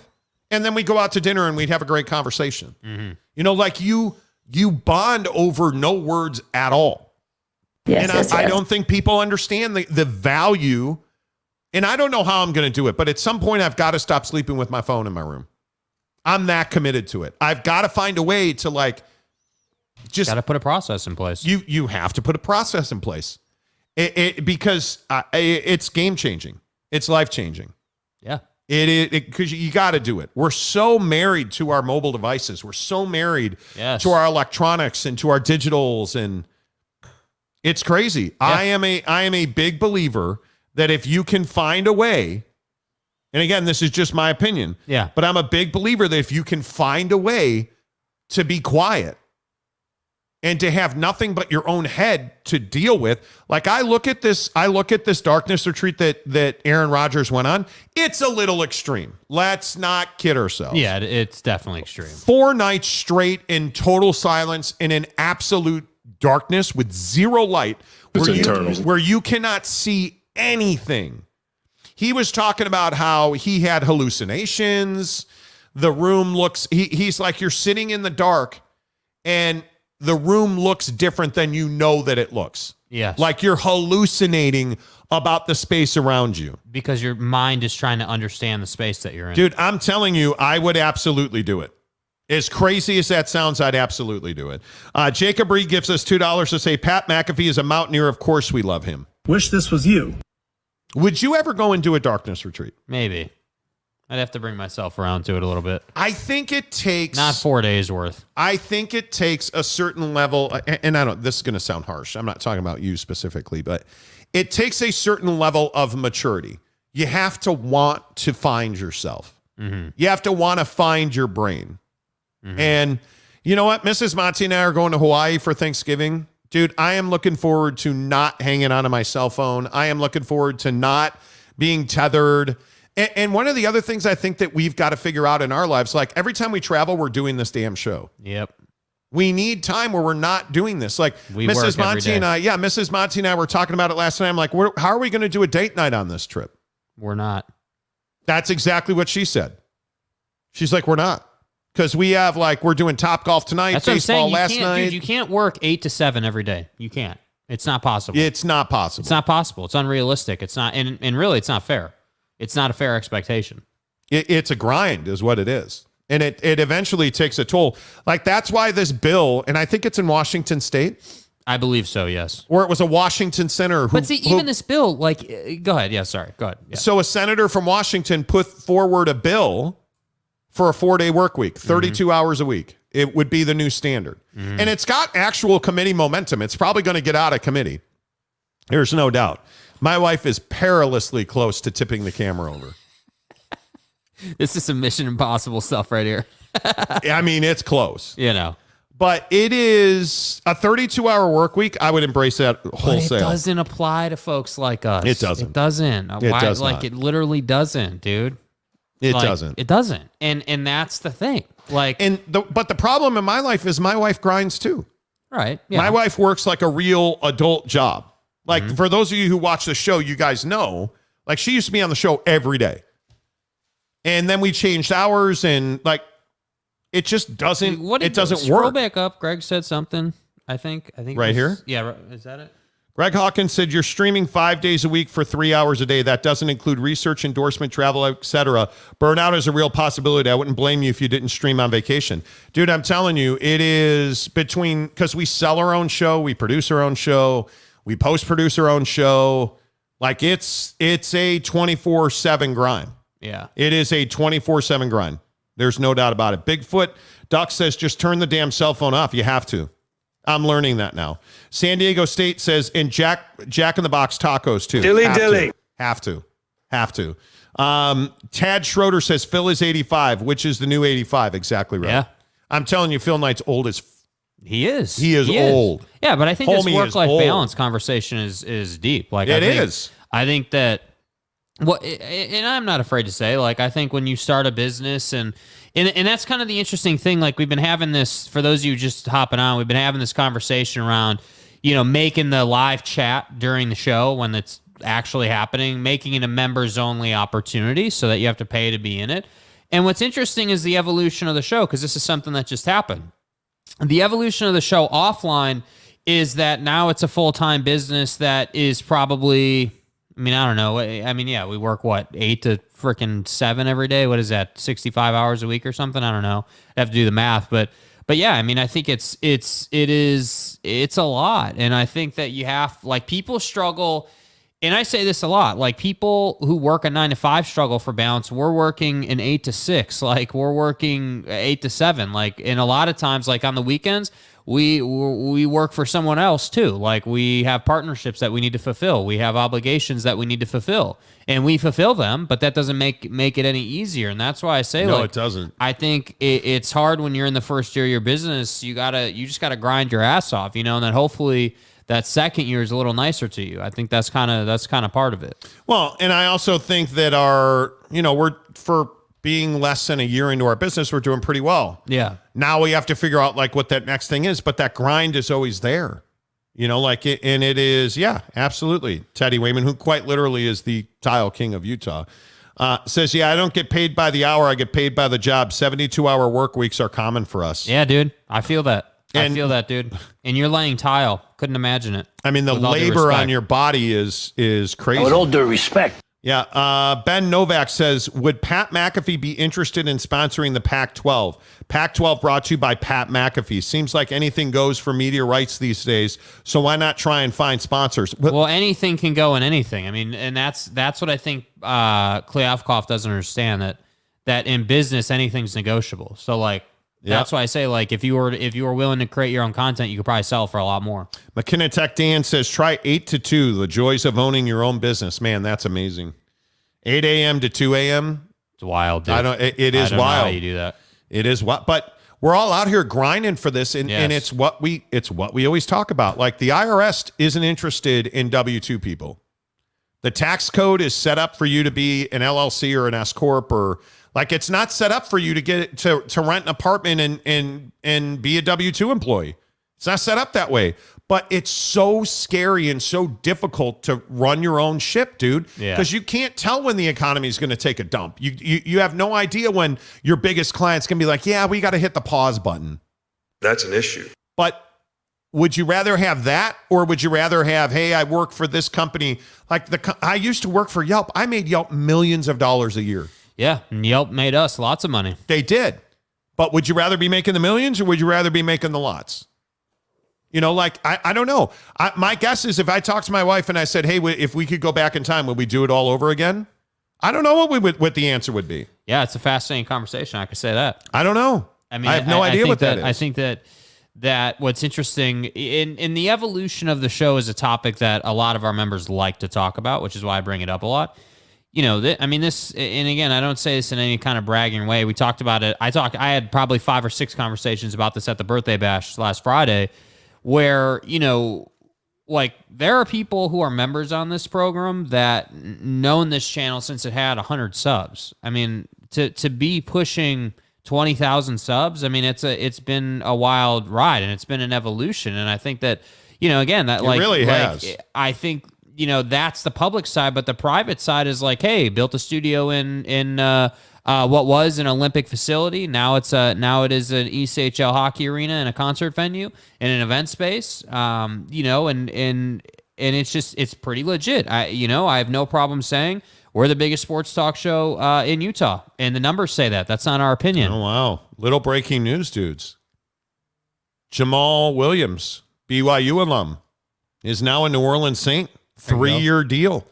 So it's time for the Lions to burn it down. Hey, by the way, the Carolina Panthers signed Miles Sanders to a 4-year deal. Dude, I'm telling you, Philadelphia is losing everybody. There was this big argument about who Philly should tag and who they should keep. Dude, they're losing everybody. It's remarkable how much damage has been done to that team. I wonder how they backfill any of that. Yeah. That is rough. Wow. Jamal Williams signs with the New Orleans Saints, back with Taters. That's awesome.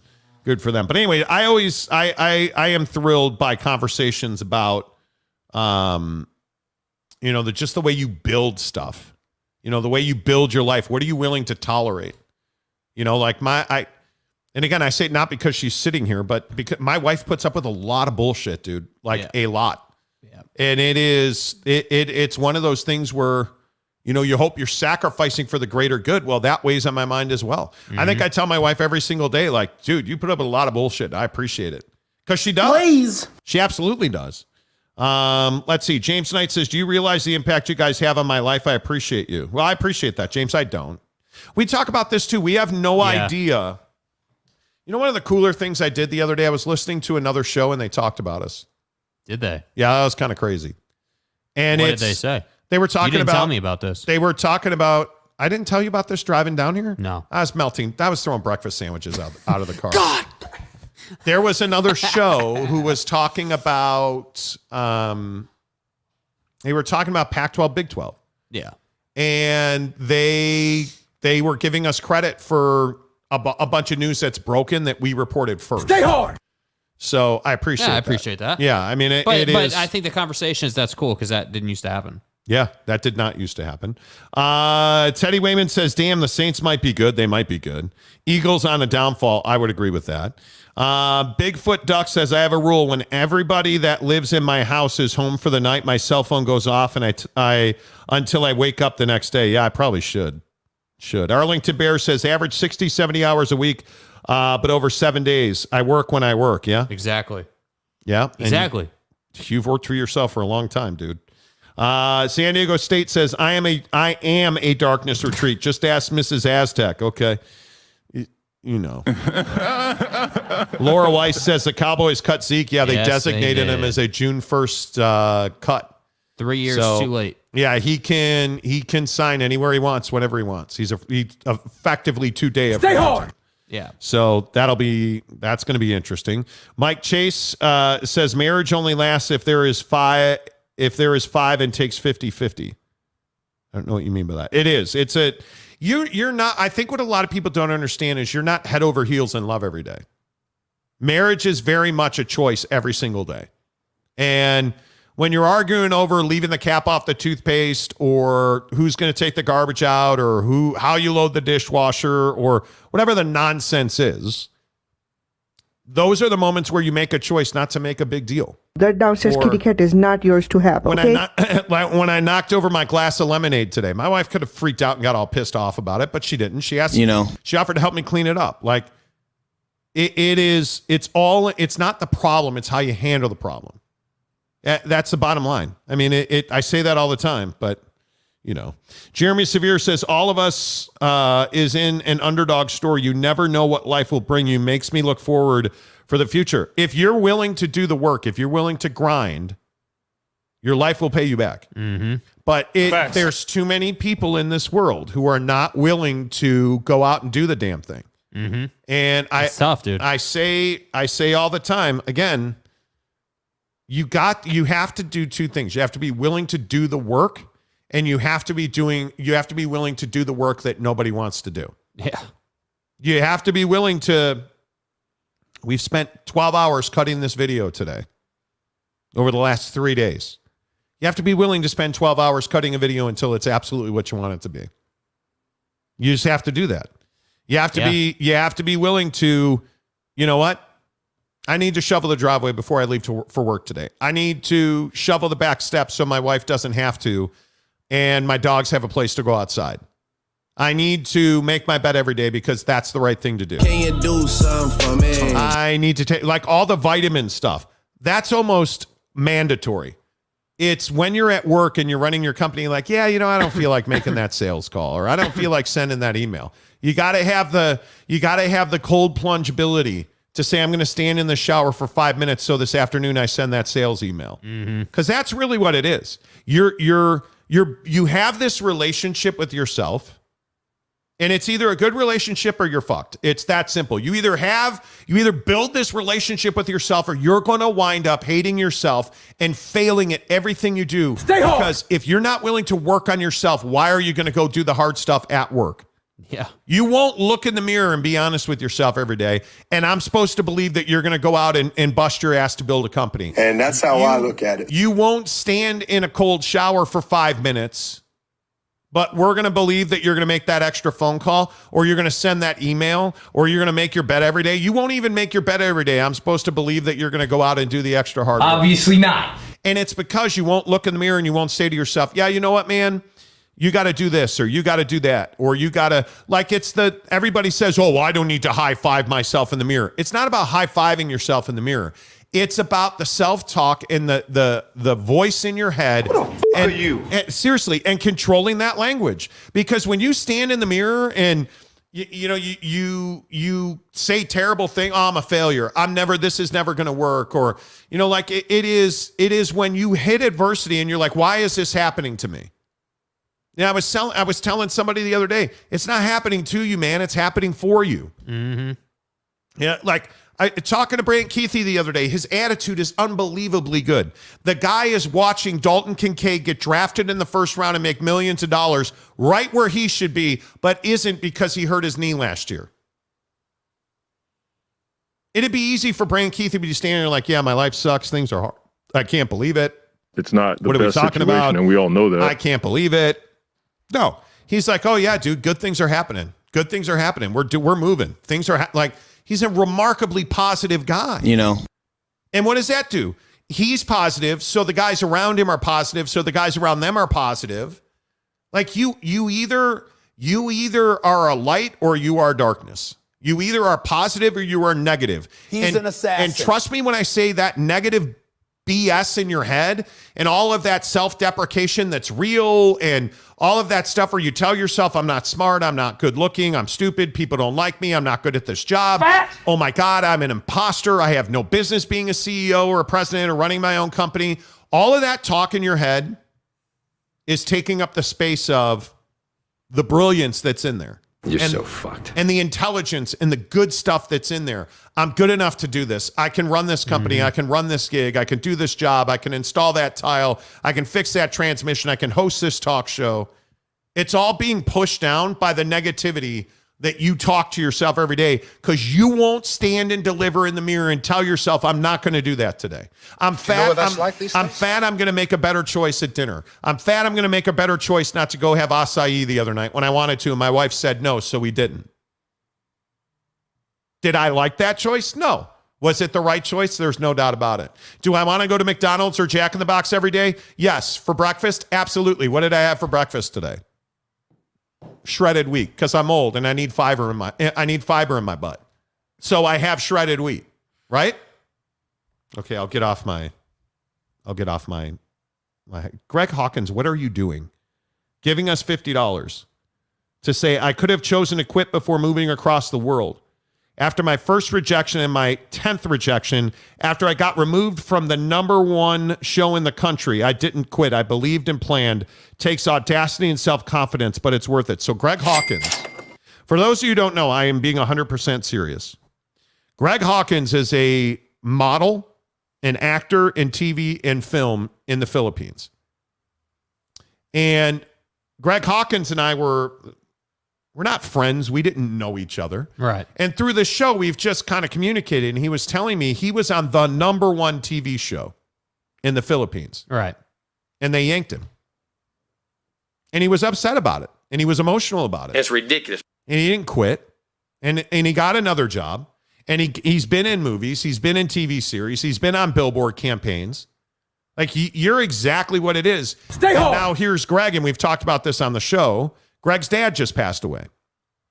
And Greg the other day was like, hey, I'm really sorry. I can't make the Big 5-0 birthday bash. You don't have to apologize, Greg, right? Like, you're doing the damn thing. Yeah. And for those who don't also know, Greg recently moved back home here to Utah to be closer to his family. And it's just the courage it takes to move to the Philippines, do that thing, eat like a rabbit so that you can, be a model actor, and then to give all that up and come back home to be closer to your family. I think it takes a ton of courage. It does. It does. An absolute ton of courage. Facts. Matt Ritson says, he gives us $5 to say I did full-time jobs at Stanford Athletic, did laundry for 25 sports. Now I'm a retired. Glad I left Stanford. It's going downhill. Ooh. Okay. Ooh. McKenna Tech Dan, amen. So many people won't take the risk to do their own thing and bet on themselves. You have to. You have to. Tad Schroeder, another podcast was talking about having a company sponsor the Pac-12, just $300 million a year. Have some tech company that gets options on students as employees, research opportunities, et cetera. It's absolutely possible. I say, there's so many possibilities. That's what I'm telling you. George is not thinking big enough.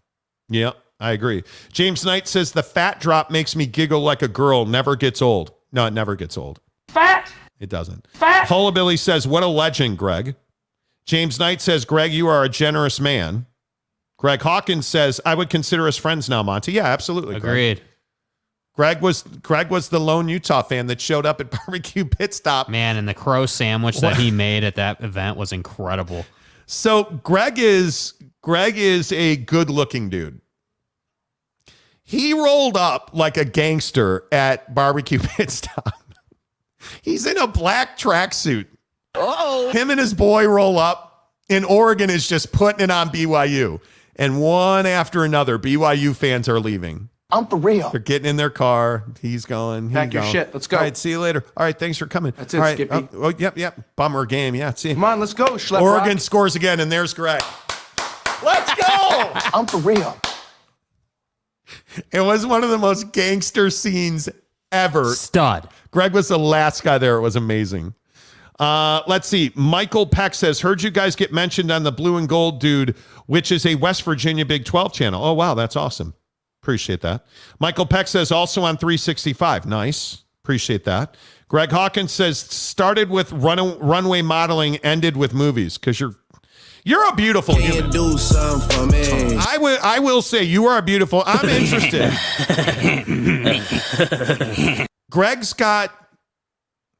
Greg, you had your child, right? Did you have your baby, or you're about to have a baby? Please. Your baby's probably going to be the best looking child on the planet. Mm-hmm. I mean, C. Kaufman says, my wife knows Greg from Philippines TV shows. Really? No kidding. That's awesome. Yeah, Greg was a big deal, dude. Yeah, kind of a big deal. Greg was a just big kind deal. of a big deal. A big deal. Kind of a big deal. Absolutely. All right, I guess that's it. Show's over. Time to go murder golf Yeah, balls. gotta go hit golf balls onto the street at Topgolf, Yeah, crush it. I love Topgolf. Can't wait. Good conversation today, you guys. I appreciate it. If you have not, please right now hit the like button. Always trying to get 200. Appreciate that. Greg Hawkins said the baby's coming in the end of May. Yes, that's awesome, Greg. I'm happy to hear that. Awesome. The Monty Show, as always, we remind you, our official energy drink, if I could spit it out, is Bucked Up. Make sure you click the link in the description below. Get yourself 3 free samples and a free shaker cup. Best shaker cup in the world right here, baby. Let's do it. Make sure you get yourself 3 free samples, free shaker from Bucked Up. Use the promo code Monty at buckedup.com to get 20% off your purchase. Thanks to our friends at The Advocates, theadvocates.com, Papa Murphy's Pizza, Quick Quack Car Wash, Barbecue Pit Stop. Until tomorrow, say goodbye, Jake. Goodbye, Jake.